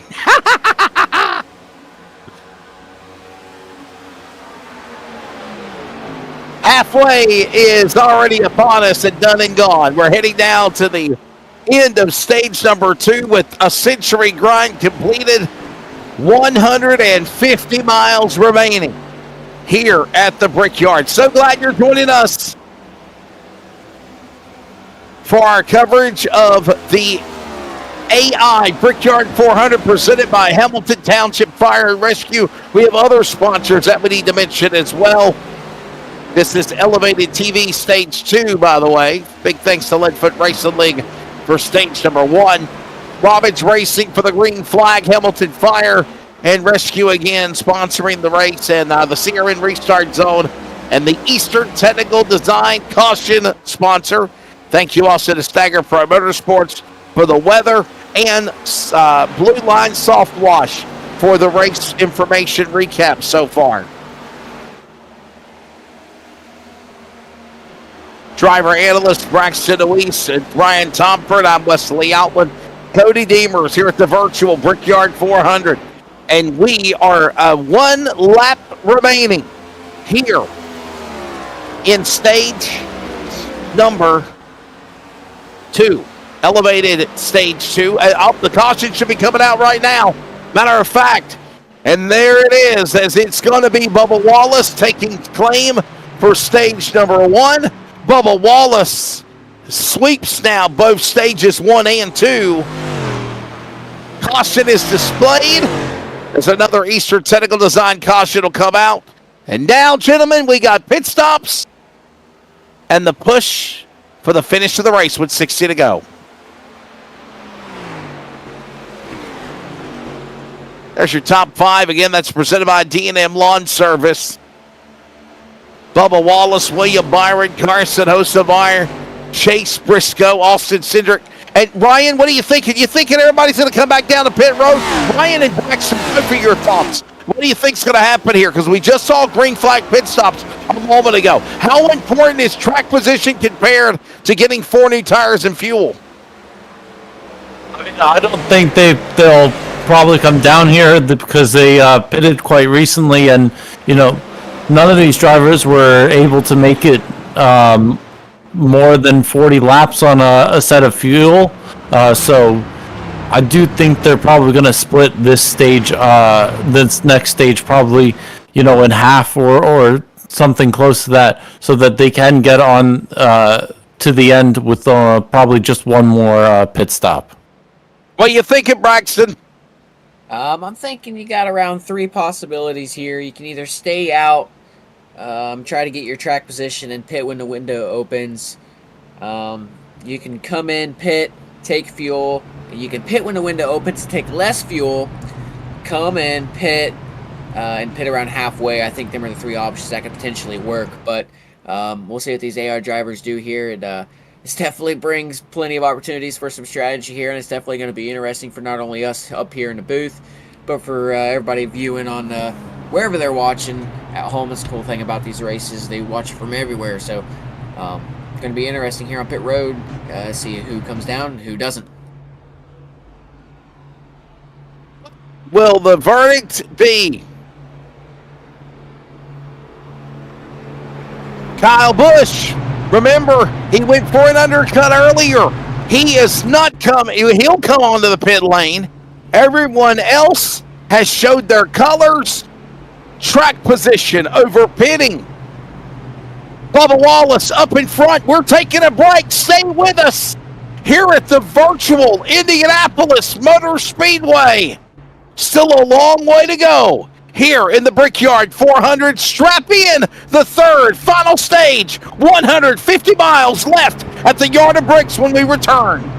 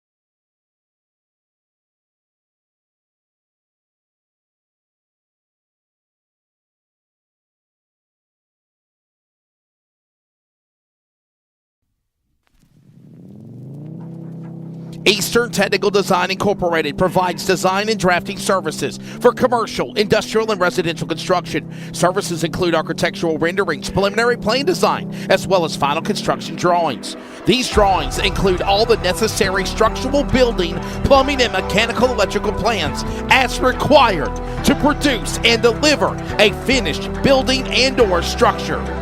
This company is proudly owned by LFRL's Tracy Brown. Eastern Technical Design. Contact them today at 252-245-1599 or email them at easterntechnicaldesign@gmail.com. Commercial, industrial, and residential construction. Eastern Technical Design is the perfect plan for your building needs.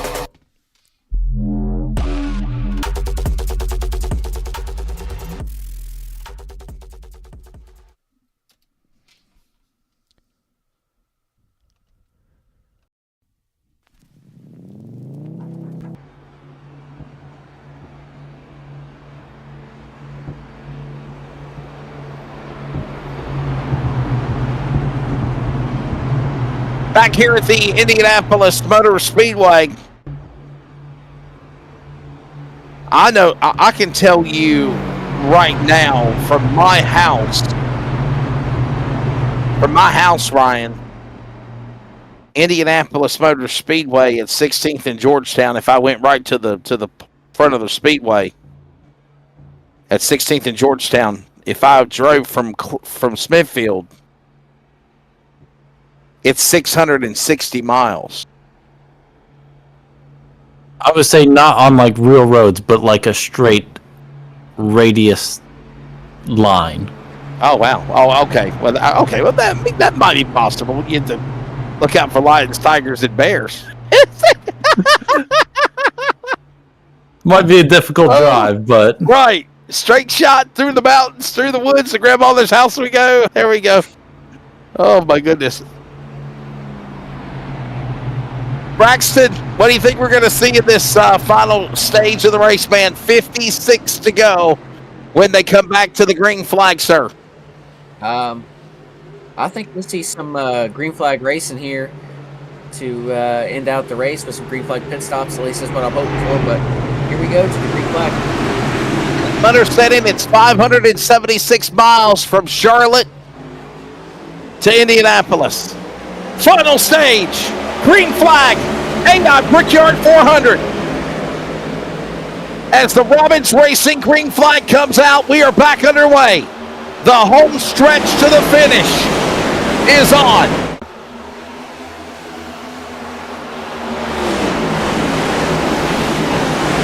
Has anybody got anything for Bubba Wallace?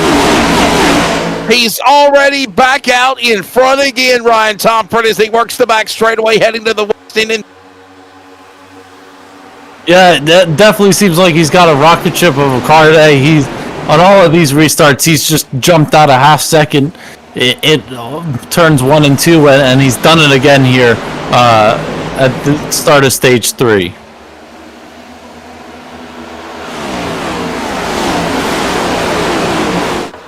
Something that we haven't done all night since the drop of the green. Get those static cameras ready. Crank up your volumes. It's time to feel the roar here at Indy in stage 3. Here we go.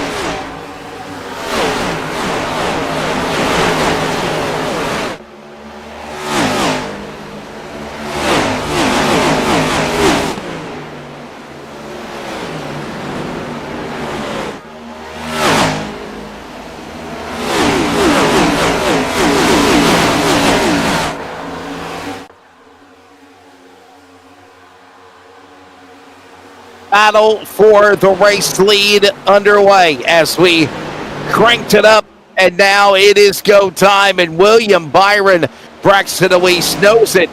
He has definitely got a different renewed vigor than Carson Hocevar, who is back in third, trying to hold off the likes of Briscoe and Cindric. But the top two pulling away, race of their own, 3 seconds ahead of them, and it is Wallace and it is Byron, and they're fighting for the lead.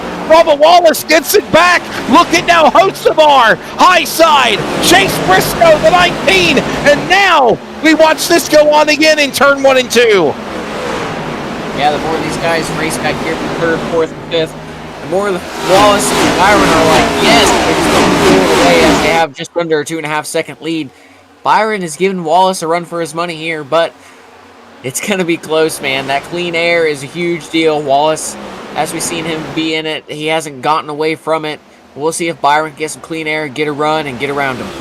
By the way, you got to remember, all of this is going on now as we are approaching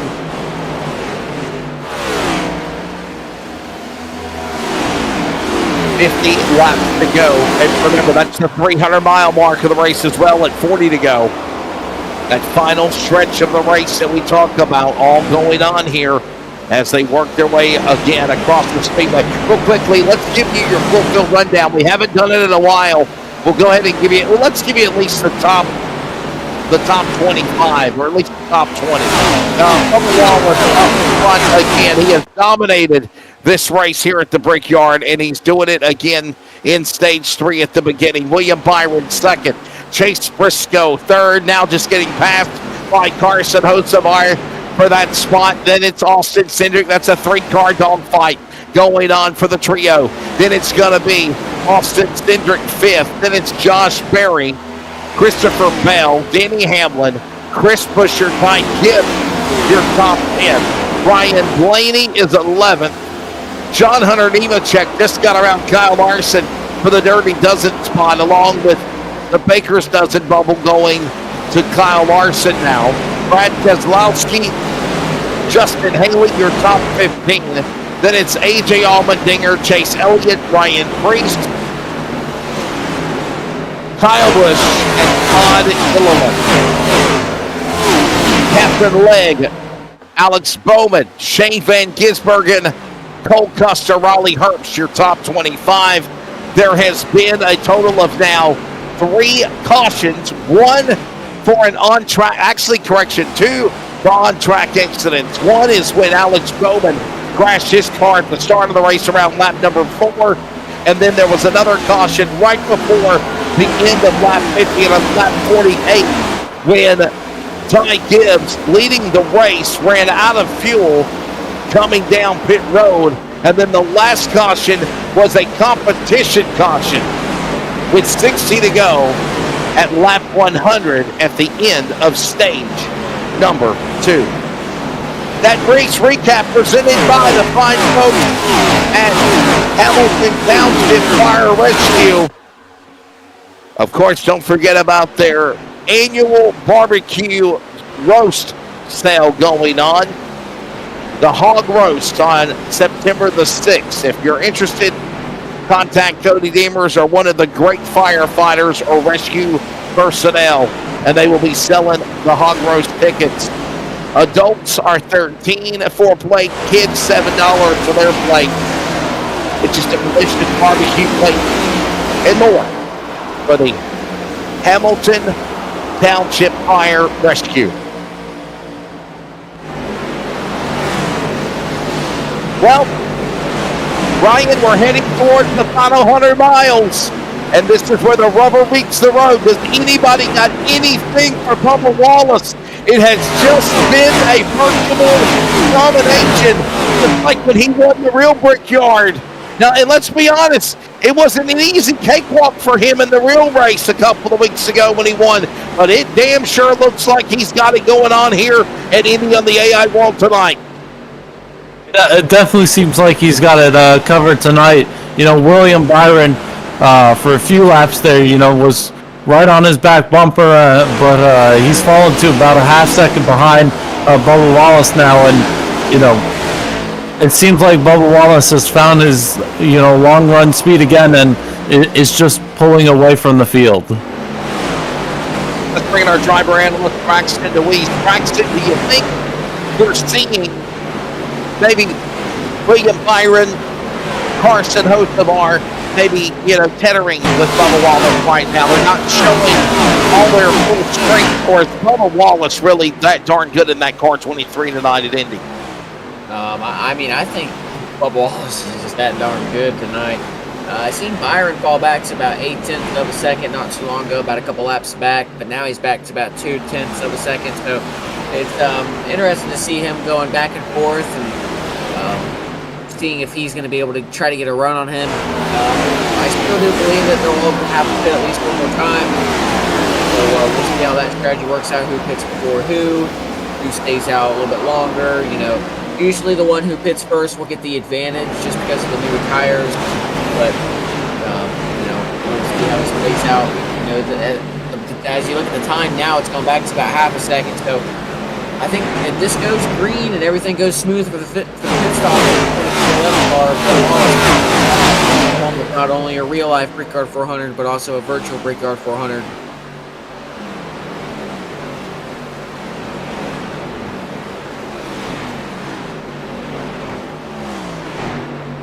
Bubba Wallace, of course, from Mobile, Alabama. Originally known as Darrell Wallace Jr. I've known that young man for a number of years before he worked his world into NASCAR. Controversial, if it may be, there was a time that the young man was Darrell Wallace Jr. and he was chasing hopes and dreams and aspirations to be a NASCAR star like he is now.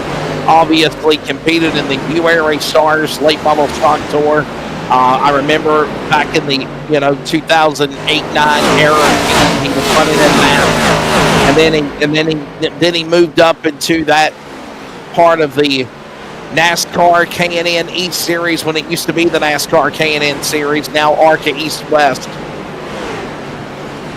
And then finally got the call to go to the dance and run in the NASCAR Craftsman Truck Series, or Camping World Trucks. His first ever win was at Martinsville Speedway. Besides his NASCAR K&N victories, he got that first victory at Greenville Pickens Speedway in South Carolina. That track now shut down. He got his first NASCAR touring win on the national level at Martinsville with the NASCAR Camping World, now Craftsman Truck Series, when he won there. First NASCAR Cup Series win came in 2021 when he was able to pick up the victory in a rain-delayed Monday afternoon in the Yellowwood 500 at Talladega. Then he went on to win at Kansas the following year. Then he into the slump when he won the real Brickyard 400. And right now, the man out of Mobile, Alabama, is dominating this race. It is still almost 0.7 of a second between William Byron, Carson Hocevar, 1.4 seconds. So is Chase Briscoe and Josh Berry, by the way. He's 4 seconds back to the leader, Ryan, but he has climbed into the top 5 in the 21 for the Wood Brothers. He's worked his way up to the top 5. You know, that 21 car, you know, has worked good at portion of the race, and he's looking good right now.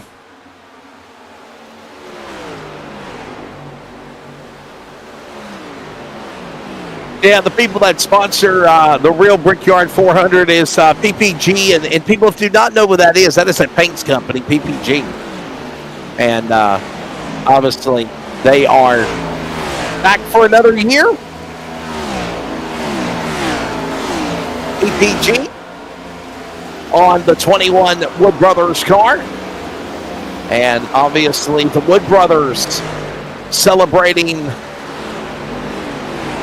a very special moment this year when Josh Berry was able to win in NASCAR, and a special race for them.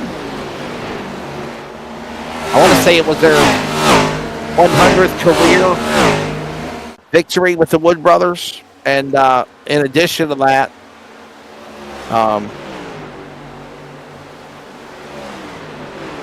the winner of the Xfinity race was obviously the 100th career win for Junior Motorsports whenever they got the checkered flag at Indy. So a lot of historic moments, and we are closing in on the final 100 miles of this one, heading towards the midnight hour. Elevated TV and the Community Radio Network, and right now it has been Bubba Wallace leading the way. William Byron, Carson Hocevar, Chase Briscoe, Josh Berry, Austin Cindric, Denny Hamlin, Chris Buescher, Ryan Blaney, John Hunter Nemechek, your top 10. Gotta ask you this question, and Ryan, I'll let you go first. Besides the big name guys that we've talked about all race, who is the sleeper in the field that you've got your eye on that could possibly pull an upset here? Who are you watching, Ryan? I mean, I'm watching Kyle Busch down there in 15th. He's the leader of that alternate strategy where a few cars came in on lap 52 for their second pit stop. So, you know, it'll be interesting to see, you know, what type of strategy those guys pull in the rest of the race. Who are you watching, driver analyst? I'm going to stay up front a little bit just because of how important I feel like track condition and clean air is. It's going Josh Berry. He's been up there in the top 5. He hasn't really got to the leader of Bubba Wallace or William Byron, but they're comfortably in the top 5. Got a little bit of a gap between Chase Briscoe and Denny Hamlin, so he's just kind of running his own race, kind of getting himself situated before the last pit stop here. So we'll see what the drivers do. Ooh, almost a little bit of contact there between Brad Keselowski and Ty Gibbs there. Ty Gibbs. Larson and Gibbs. Yes, sir. Larson, Gibbs, Kyle Busch watching on. As that got really frantic there for just a moment. By the way, my guy that you better watch, and he's not even a dark horse, but I can't believe I'm putting him in the dark horse category, is the number 11 of Denny Hamlin. He currently sits in the number 6 position right now in that progressive number 11 for Joe Gibbs Racing. And right now, I think he's literally playing with Bubba Wallace and the rest of the field. I think he's literally waiting for the strategy, the time to come for the money stop, and work his way to the front. If you remember at the start of the race, he was really strong, being able to hang right there with Bubba Wallace a lot of the way. Keep an eye on that progressive Toyota. Joe Gibbs Racing, by the way, announced another extension to stay under contract with Joe Gibbs Racing for the future. And as we head into the final 100 miles here at the Brickyard AI 400, 300 miles down, 100 miles to go, I think the 11 will be the dark horse to climb and make something happen with Bubba Wallace and William Byron. And as I just mentioned, We are 120 laps completed, 40 laps to go, 100 miles remain, Ryan, here at the Brickyard. Yeah, we last time Bubba Wallace pitted, he only made his fuel go 37 laps, and we're coming up to 37 laps to go in the race. So I'm expecting pit stops here to come any moment for all of these drivers. If you're looking at the scoring ticker, I know it's not 72 or 73 of 160. It's 73 of 110. That's why we've kind of kept it in countdown mode now with under 40 to go. 38 now at the line. But because of that, we had some technical issues the first 50 laps of the race, 20 miles, and then we had to reset again here. But we are under 100 miles remaining. 38 to go.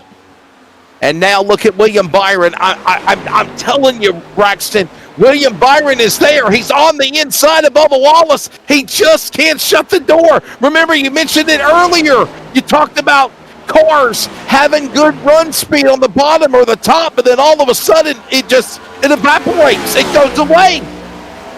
Yeah, that's one of the most unfortunate things with the next gen is you just can't really get behind the guys. Like in the Xfinity car, you can get up behind him or her, take the air off the spoiler. With these cars, you can't really do that just because of how dirty the air is. Right now the cars are more angled up to where the front end has more air, and they try to get the rear end down to the rear diffuser, so it really just messes up all the air on the front of the car. It was just explained from Denny Hamlin on his podcast. So you really got to make sure you have a better handling car. You got to set it up correctly. Byron's been there, and he's ever so close. He's almost right there, but that clean air of Bubba Wallace, and he still has a fast car nonetheless. So it's just a hell of a battle here between these two. And I think if I'm William Byron and Rudy Fugle up top of that box, I want to pit early before Bubba Wallace and try to jump him. Oh, and by the way, pit stops is literally around the horizon, no doubt. Something we haven't done in a while is go side by side. We're going to do that as we take a commercial break. We're also approaching the midnight hour on the East Coast, and we will pause for 10 seconds of station identification as well as go to commercial. You're going to go side by side. You're not going to miss a thing. If something happens, we'll break back in from the Indianapolis Motor Speedway. This is Iracing on CRN, the Community Radio Network. And if you're watching it, it's on Elevated TV as well.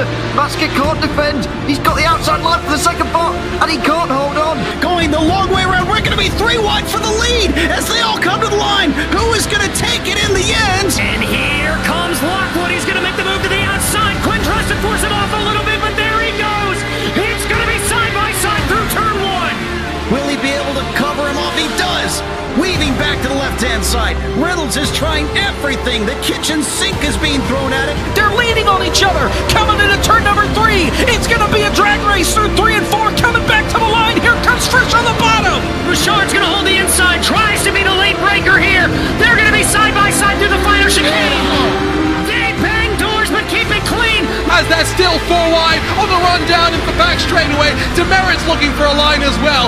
What is going on in Michigan? No back into the fence. They're still beating and banging. Oh and my to the line. He is much faster coming through there. Is there damage on Challenger? Abramitis is ahead. There's going to be a race to the line. Who is going to get it? Community Radio Network, WCRN 87.9 FM, Clayton, Garner, Raleigh, North Carolina, USA. We are CRN.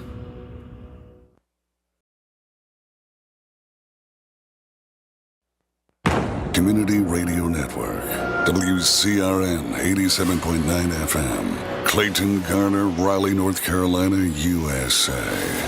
We are CRN.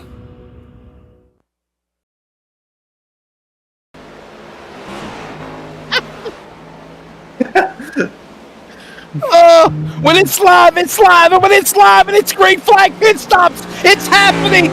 75 miles to go, and here comes Byron, Osamar, Barry, Cindric, Hamlin. Everybody's coming down pit road. It looks like, again, it's a mutiny, if you will. Braxton DeWeese. Yeah, as Ryan was talking about earlier, as the one to watch. Kyle Busch was his one to watch, and he is now to the lead after that strategy he pulled. Looks like Cole Custer's on a strategy as well. Shane Van Gisbergen, Ty Dillon. They're pretty far back now, but this majority of the field is on pit road here. The field is going to be, far apart. The question is, these fellas that have pitted already and they're out here in the front, do they have enough fuel to the end, and will they be able to have a shot at the win? Yeah, that's a very good question to see what the answers will be. Kyle Busch, by the way, back on pit lane earlier, went for the undercut. Is this good strategy, Braxton? I'm sorry. Is this good strategy, Ryan Tomford, as we move to the end of this thing here? Kyle Busch, I know he's out in the lead, but I do think he's going to have to again because he's got a far ways to go on a tank of fuel. So I don't think he'll last to the end with his fuel, but he can make a shorter pit stop near the end of the race, and maybe that will play into his advantage.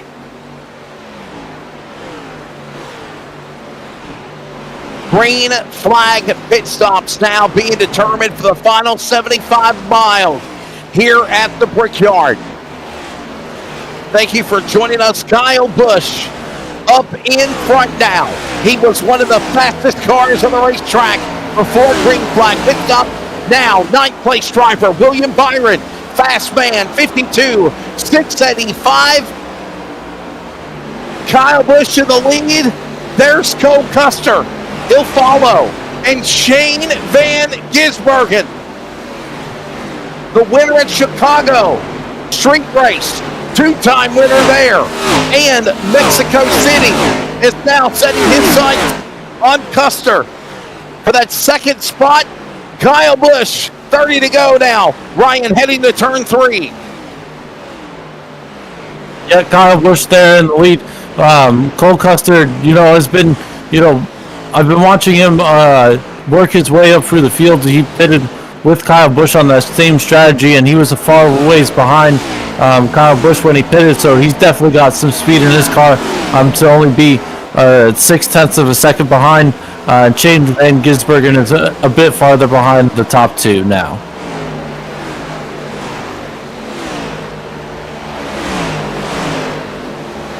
Under 30 laps to go here at the Brickyard. Kyle Busch in front. There he is in the core quarter. Richard Childress Racing, number 8 machine. The pride of the Las Vegas, Nevada. Talk about the success he had with Joe Gibbs. Then he departed. Obviously at a time with Hendrick. Then he had a lot of success with Joe Gibbs Racing. Then he hooked up with, obviously, Richard Childress Racing. It has been a roller coaster season with more downward moments than highs. But for the virtual world, Braxton, if he can hold on here He could pull an upset win. By the way, Bubba Wallace on the lead lap, but he's in 8th, 31 seconds back. Now, here's the thing. I think Bubba Wallace knows that the undercut is going to eventually dissipate. Kyle Busch, Cole Custer, Shane Van Gisbergen, Ty Dillon, Daniel Suarez, Riley Herbst, and Jesse Love are on an entire different strategy than what Bubba Wallace from 8th on back is, and I think he knows they're going to have to come to pit lane. He's going to go back and cycle to the lead. Yeah, they're definitely going to have to pick a good time to come down, whether that's sooner or later. Do you want to try to, go as long as you can, look for a caution, and, if you don't get that caution, you will have to, put less fuel in than you would right now, considering there'd be less amount of laps. There's multiple possibilities that can run through the strategies here for Kyle Busch, but, with there being around a 30-second gap and it, kind of getting less and less as the time goes on with Bubba Wallace on the tires, it's just going to make it harder and harder for this decision to make for that 8 car.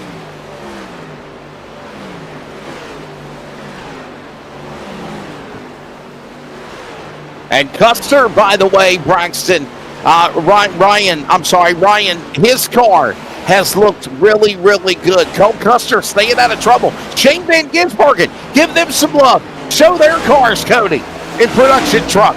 They're doing good. Just hanging right there with the leaders as they work again into turn number 2 on the back straightaway. As we're looking at that 80 car, Shane Van Gisbergen, so far in his career, he's been very successful, on those road courses. But he's struggled a little bit on ovals. He hasn't won a cup race yet on the ovals. He did win in the summer shootout, but he's starting to get better now that he's been in NASCAR for a little while. Better on those oval racing. Shane Van Gisbergen, he's dominated, done really, really good on the road courses, but he has struggled on the short track level. And right now he is trying to turn that all around here. Obviously, the man out of Auckland, New Zealand, one of the talents.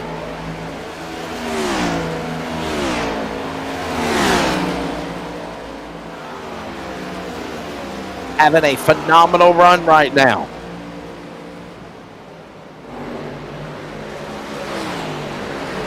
Kyle Busch, Cole Custer, Shane Van Gisbergen, Ty Dillon, Daniel Suarez, top 5, Jesse Love, Riley Herbst, Bubba Wallace, William Byron, Carson Hocevar, the top 10.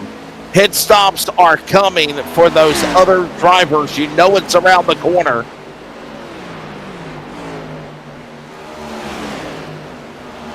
Yeah, that leader of Kyle Busch there, I've been doing some math here, and he's been, his last time he was on pit road was about 35 laps ago. So, when we saw Ty Gibbs, I believe, ran out of fuel earlier in the race, that was 41 or 42 laps on fuel. So, they're coming up to the end of their, fuel tank of how far they can go in this race. And I wonder, though, Braxton, are they efforting that a caution's going to come out? And if that's the case, well, obviously that strategy for Kyle Busch, Custer, Van Gisbergen, and others that went for the undercut, this will put them right in the catbird seat for not only pitting, but literally, if they pit, I got a feeling the other front runners are going to pit too, because you got the money stop for the race. Yeah, I think everybody on this strategy would pit. Now, I believe everybody that has already pitted would stay out, so that put these fellas behind, and I don't think that'd be a good thing for them, to be honest with you. I think this needs to go green to try to play it out and see if they can come down pit road, take a little bit of fuel. But like I was saying earlier, with that time just getting smaller, the gap, 30 seconds, it's now down to about 29 seconds, smaller and smaller, slightly, but still, some that's nothing better than nothing. So, you got to take that into account. How long do you want to go?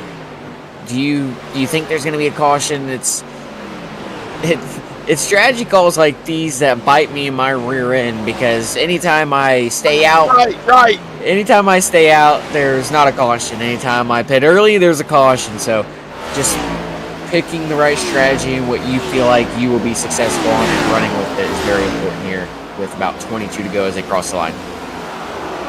Kind of like a damned if you do and damned if you don't, right? I mean, bottom line here. We're seeing it. As we're also closing in the final 50 miles of the race as well. Jesse Love on the pit lane, as you just mentioned. Braxton just said. Let's keep an eye on this for a second. Let's see how long this pit stop is. Yeah, because could it be 2 tires? Could it be no tires? Fuel only tires all the way around? Yep, Wallace is past him. There goes Hocevar. There goes Briscoe. Barry. Yeah, he's really far behind.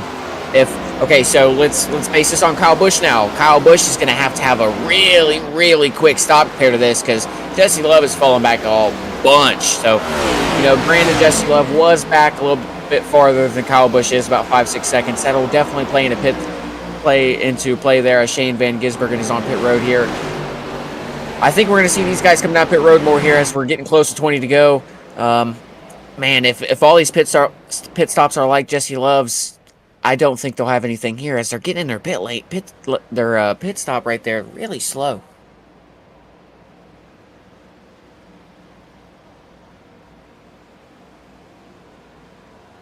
Pit stops going on. Here comes now Shane Van Gisbergen just pitting. He had no choice as well. He's pitting.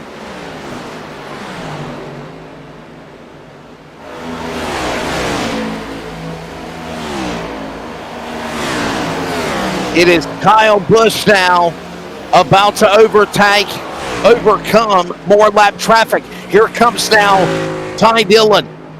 He's on pit road in his car, the C's best entry. He'll pit. 50 miles to go. I know it's 20 laps remaining, but there's 50 miles to go. And for all of you that have hung with us since the drop of the green, thank you. John Riddle says Wallace is going to win twice at the same track. Yep, virtual and AI. Could it be a possibility? Right now, he's up to 4th. We know, Ryan, Kyle Busch, Cole Custer, Daniel Suarez, they're going to have to pit. It's just a matter of when do they pull in. Here they come. Cole Custer, he'll give up second. And Suarez is right behind him. Yeah, it's Cole Custer and Suarez coming in. That just leaves Kyle Busch out there on that lone strategy now as he's making his way through turns 1 and 2. So I expect Kyle Busch to come in here, this lap or next lap or very, very, very soon. The interval now from Kyle Busch, there you see him on the track, to Bubba Wallace is now 26 seconds. So let's find Bubba Wallace on the track. There he is. There's the leader, Kyle Busch, and there is Bubba Wallace. Now, if you're looking at a track map, the leader is on the back straightaway, on the front straightaway, actually. Here comes Kyle Busch. He's in. Kyle Busch is in. He had to pit. Under 50 to go. 50 miles remaining. He's on pit road. Kyle Busch is in. Here comes Bubba Wallace. He's 13 seconds. 12 seconds. Cutting the deficit. Bubba Wallace is going to come back as the new leader. Now, does he have the tires, the fuel, Braxton, to go the distance, if you will? Yeah, I believe he will. It looks like he came down with around 35, between 35 and 37 to go, and that was pretty close around the cutoff, as I believe Ryan was talking about earlier. So I think these fellas are good here. The closest driver to him is William Byron. The next closest car, Carson Hocevar. 4.5 seconds back from Bubba Wallace right now. It's just going to be a 23 and 24 car show here to the end here with 18 to go as they head into turn 3. Bubba Wallace's car continues to stay in stride for that top spot. It's going to be Byron back in second as they'll work their way again off the corner. Here they come down the back straightaway. And remember, we saw Kyle Busch hit. Now Wallace in front. It is Byron second. Carson Hocevar third. All three Musketeers, Ryan Tomford, back in the game that have dominated most of the Brickyard 400 here at Indy. I mean, the top three have stayed the same, but they've sort of dropped Carson Hocevar there in third. He's about 4.3 seconds behind the leader. So, you know, Wallace and Byron have definitely been the best two all day.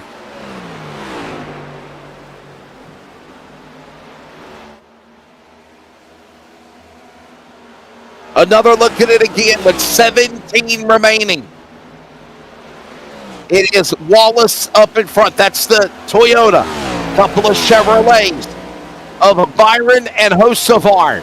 Hocevar 4.5 seconds back to Bubba Wallace, who's leading. Byron second. Hocevar third. Briscoe 5-6 seconds back in fourth. Josh Berry 7 seconds back. That's 2 Toyotas, 2 Chevrolets, and 1 Oval Ford in the top 5. Austin Cindric, Danny Hamlin, Chris Buescher, Ryan Blaney, John Hunter Nemechek, your top 10. That's the way it stands right now as we approach 16, 15 remaining. Caution on the Speedway. And there is a yellow flag. Caution is out. This is not what the doctor wanted to order for the front trio. Yellow flag flies, 15 laps to go. Bubba Wallace, he'll catch the caution flag car as the safety car will hit to the track. We're trying to find out what happened here.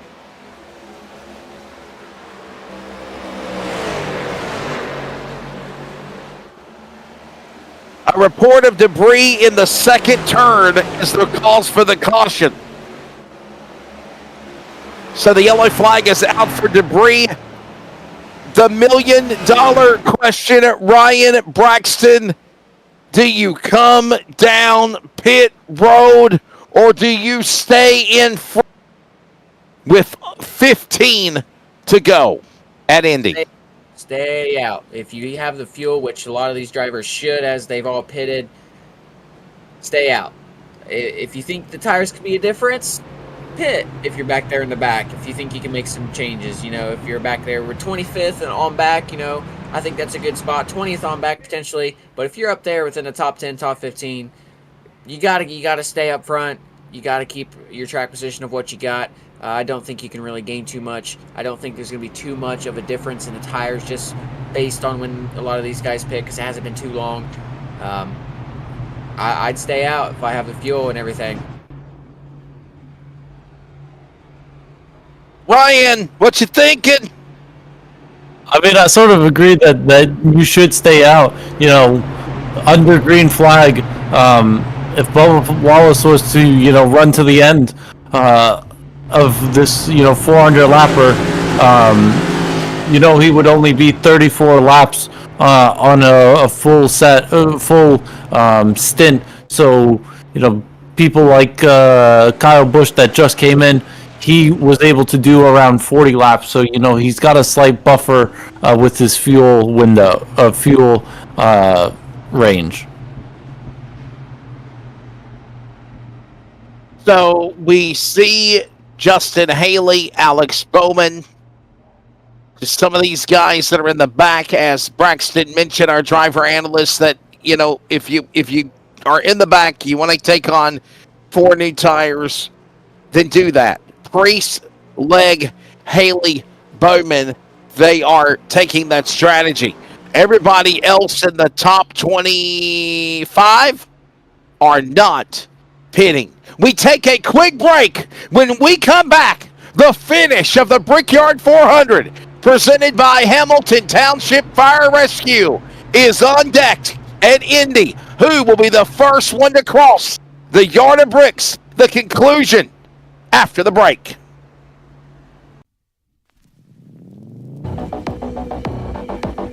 Tar River Environmental, located in Rocky Mount, North Carolina, is a premier provider of professional logging and land clearing services, proudly serving communities across the Tar Heel state of North Carolina.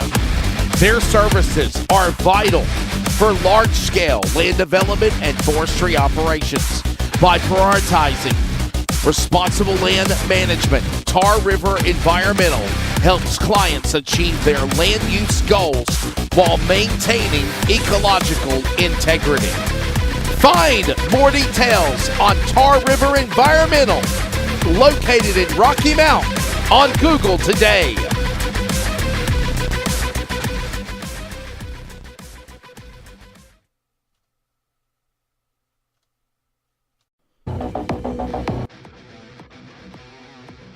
Blue Line Soft Wash is a veteran-owned and operated company dedicated to bringing integrity and precision to exterior cleaning. Founded by a retired law enforcement officer, and we proudly back the men in blue.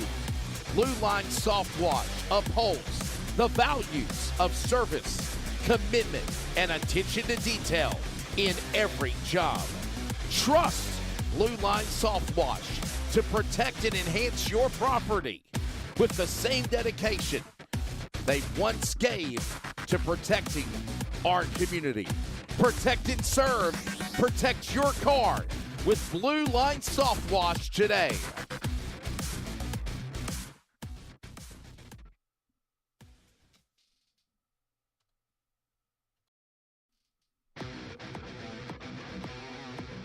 Blue Line Soft Wash is a veteran-owned and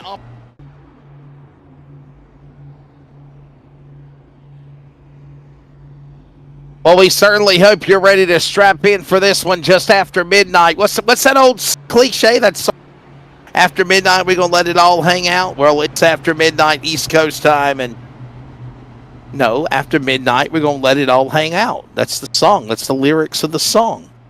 But it is after dark. It is. It's past Cody's bedtime. And we are ready for a shootout here. Ryan, Braxton, 12 laps to go. I got a feeling the fireworks are about to pick up. What do you think, gentlemen? If any time to do anything, it's now.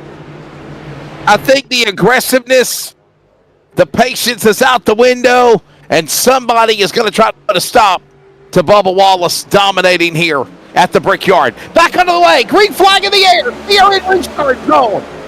Robbins Racing, green flag. Wraps up another Blue Line Soft Wash Eastern Technical Design caution. And we are back underway with 12 to go at the Brickyard. Short shoot. Heading into turn number 2. And look at William Byron on the gas. Puts it up in front. Now in pray mode.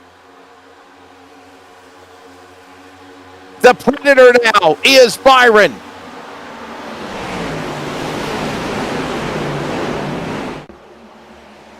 Hot pursuit. And now Bubba Wallace free falling. Here comes Chase Briscoe to the outside. He'll make the move. He'll go to the inside. Here comes Hocevar. A little too late to do the right thing now. And right now, Wallace is free falling here when it comes to boosting Indy Ryan in turn 1 with 11 to go.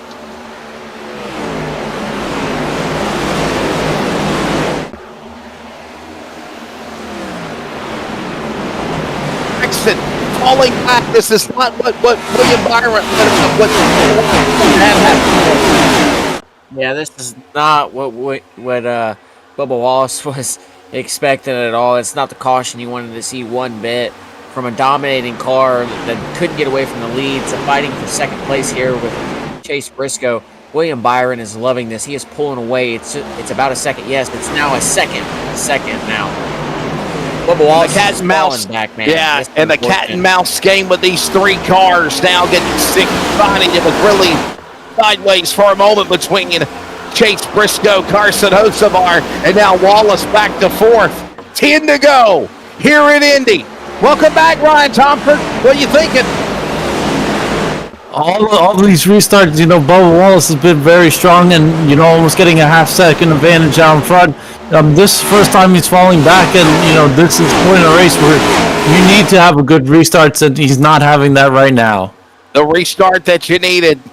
The biggest saving moment. No, but wait a minute now. Here comes Bubba Wallace. He'll make the move from the Portage, Michigan driver, Carson Hocevar. He's on his inside. We might be seeing it. Wow. And then the car really got sideways, and it was a little wiggle, jiggle, giggle, bobble coming out of the short chute.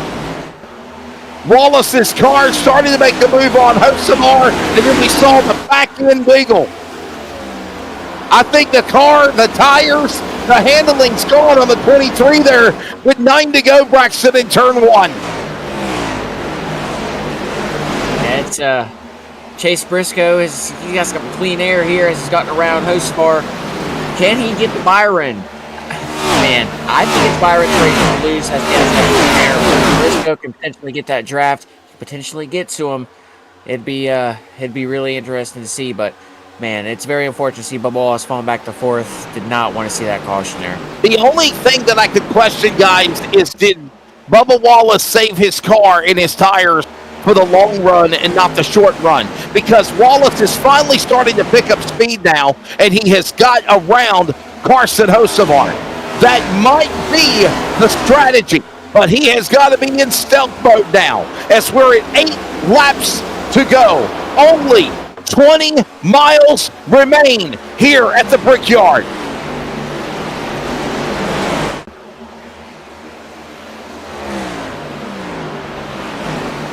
Actually, 10 miles remain here at the Brickyard. We're at mile marker 391 as they work their way down that back stretch now. Wallace, Ryan Tomford, has got to get away and clear Hocevar. He has got to reel in Chase Briscoe. And if he can catch the rear end of the 19, those Toyotas have got to make a beeline to the Chevrolet bow tie of William Byron to make it a 3-car battle for the win. That's clear Hocevar, so he's in third place. But, I'm looking at the time in scoring, and he's not even...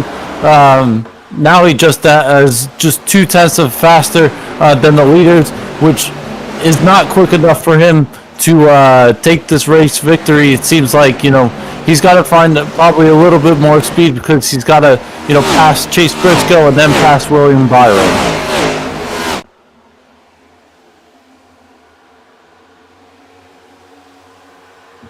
Byron pulling away. There's Chase Briscoe, by the way, from Mitchell, Indiana. This would be a hometown win for the 19 Tracker Pass Pro Shops entry. If he wins the virtual AI Indy 5 Brickyard 400, started this race right there. Keep an eye, by the way, on the 19. As, by the way, we're trying to keep track of who's fast on track. It is Todd Gilliland back in 25th. There's a man that was really a benefactor earlier in the race, Kyle Busch now. Kyle Busch in the number 8 car back in 23rd. As we go back up to the front, the race is for the win up at the front, and there they are. And it just seems now as we come to 5 to go here, Braxton, it looks like Briscoe and Wallace are kind of in a stalemate, if you will. They're not losing, but they're not gaining on the 24. Open hand from your flagman here at the Brickyard. 5 to go at Indy. Yeah, I agree with you. The past couple laps, Wallace has, he's definitely been quicker. This lap was definitely quicker than the past couple.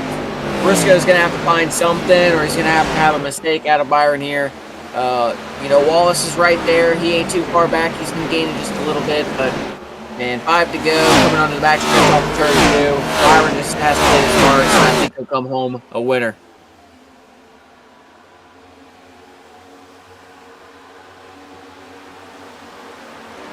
5 laps to go. There'll be 4 remaining, which is the equivalent of 10 miles.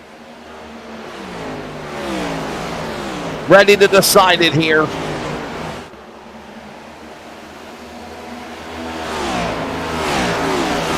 This racetrack, 2.5 miles, 4.23 kilometers. That's 2.5 miles times 4, 10 miles remaining. There is 391 miles complete here in the Brickyard 400. And right now, it is Byron still holding on to the lead. The restart that he needed, Ryan Tomford, to pull away from Bubba Wallace. He got it. Like I told you, were we going to see something happen at the end? I thought we were going to see some crashing. We ain't seen that, but we've seen a possum, maybe a sleeper in the field, pull away, and even Chase Briscoe, for that matter, as they come to 3 to go at the line. Yeah, William Byron, has watched, Bubba Wallace get these good restarts, and he got one of his own, and he's been leading since the restart, and it looks like he's going to win the virtual Brickyard 400.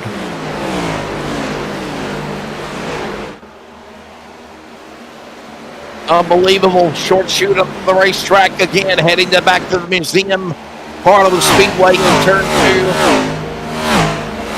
2. This absolutely beautiful racetrack in the Hoosier state of Indiana, just outside of the great town of Indianapolis. It is in Speedway, Indiana,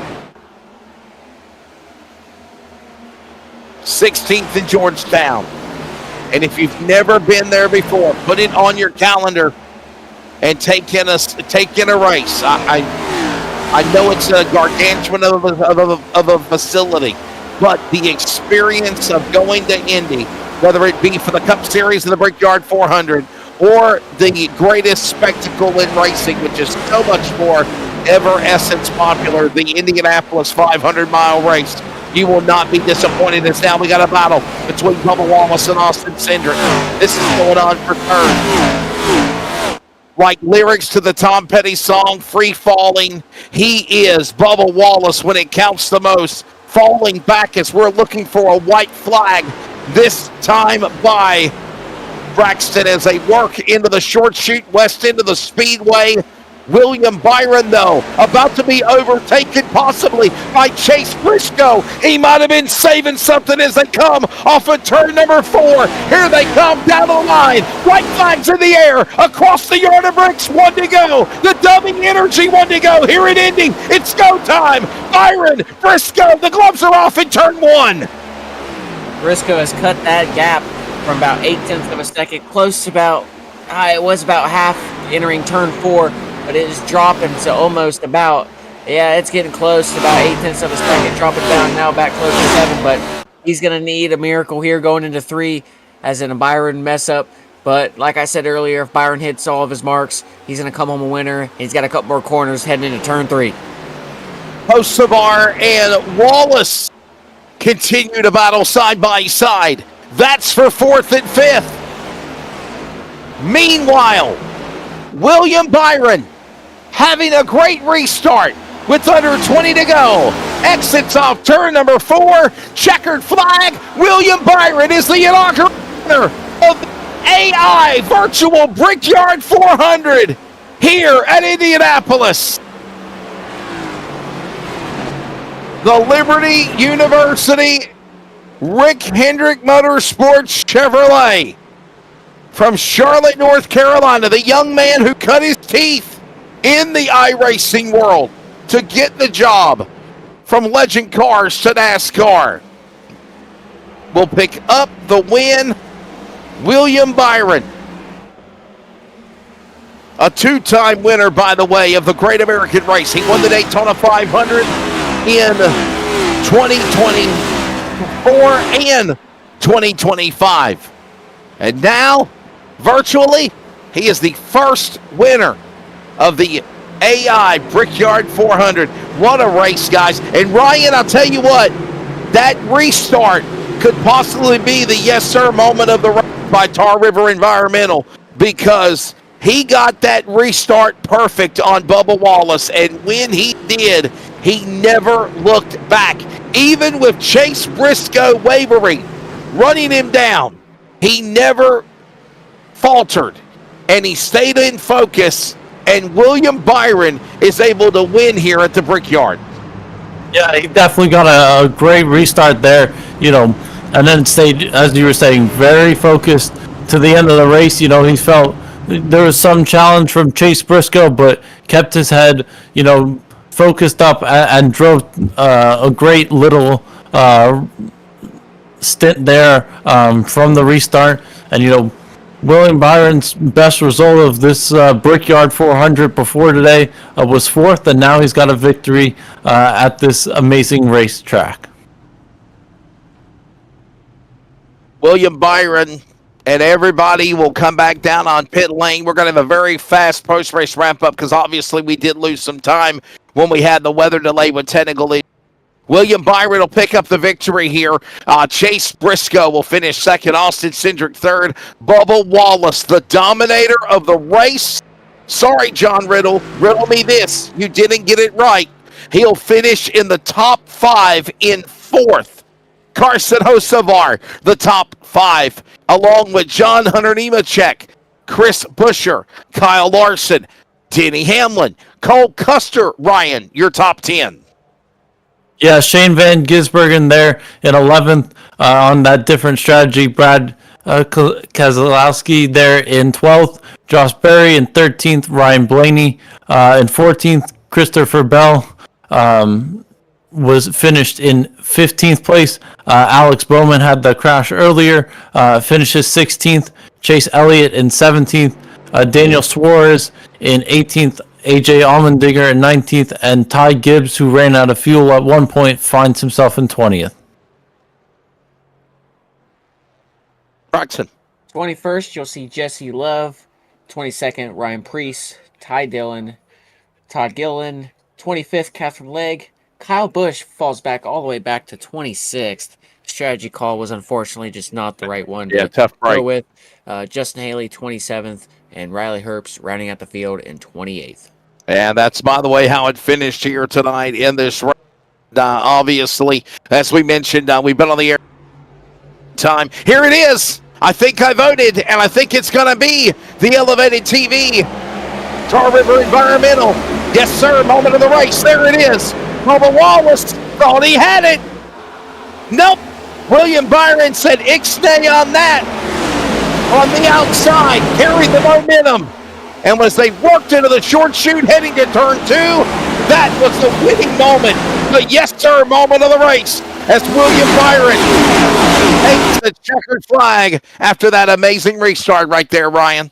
I'll tell you what, that's exactly what he needed. Yeah, he was very strong on that high side of one and just got the run. An amazing exit off of 1 so that he can make the pass into 2 there, and that's definitely the moment of the race.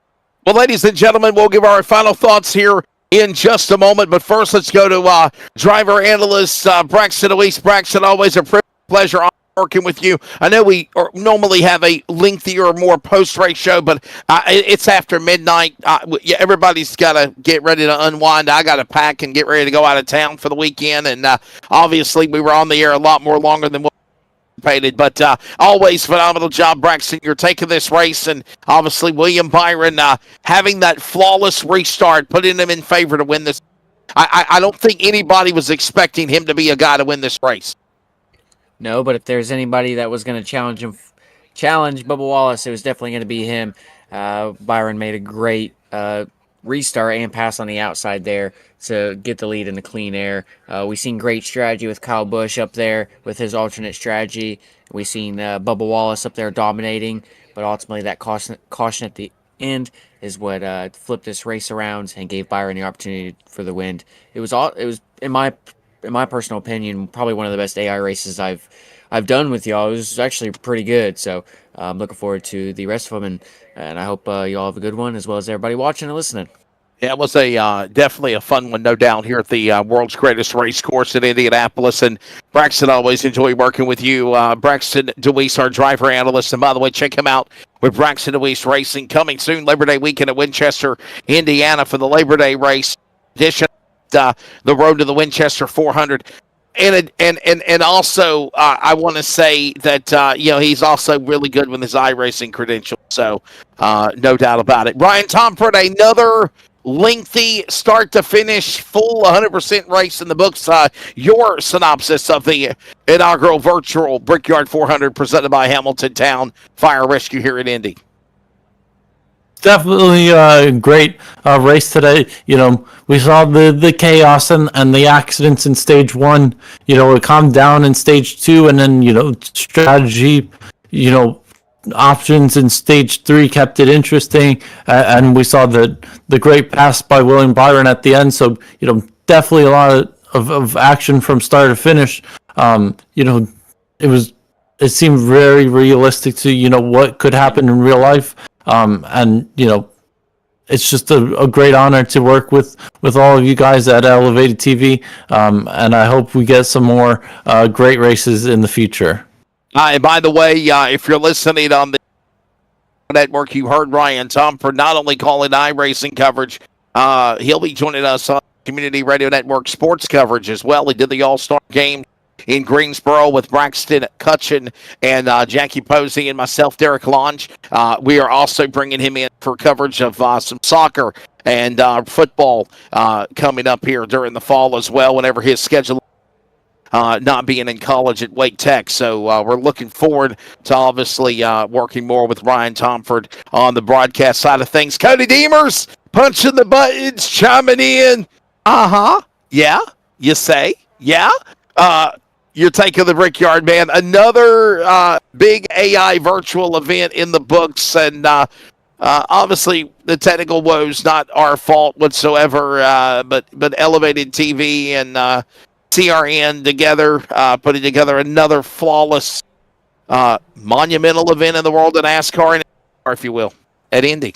Yeah, man, and first and foremost, I want to thank all the 10 people that are watching still here at 12:37 a.m. and all the people. Yes. I mean, I think it's crazy to me. I mean, I was planning on being done by 11, but iRacing had other plans. They said, well, you need to go a little bit longer. So, yeah, I'm kind of excited for the Oxford 250. I know that's kind of more in Braxton Deweese's staple.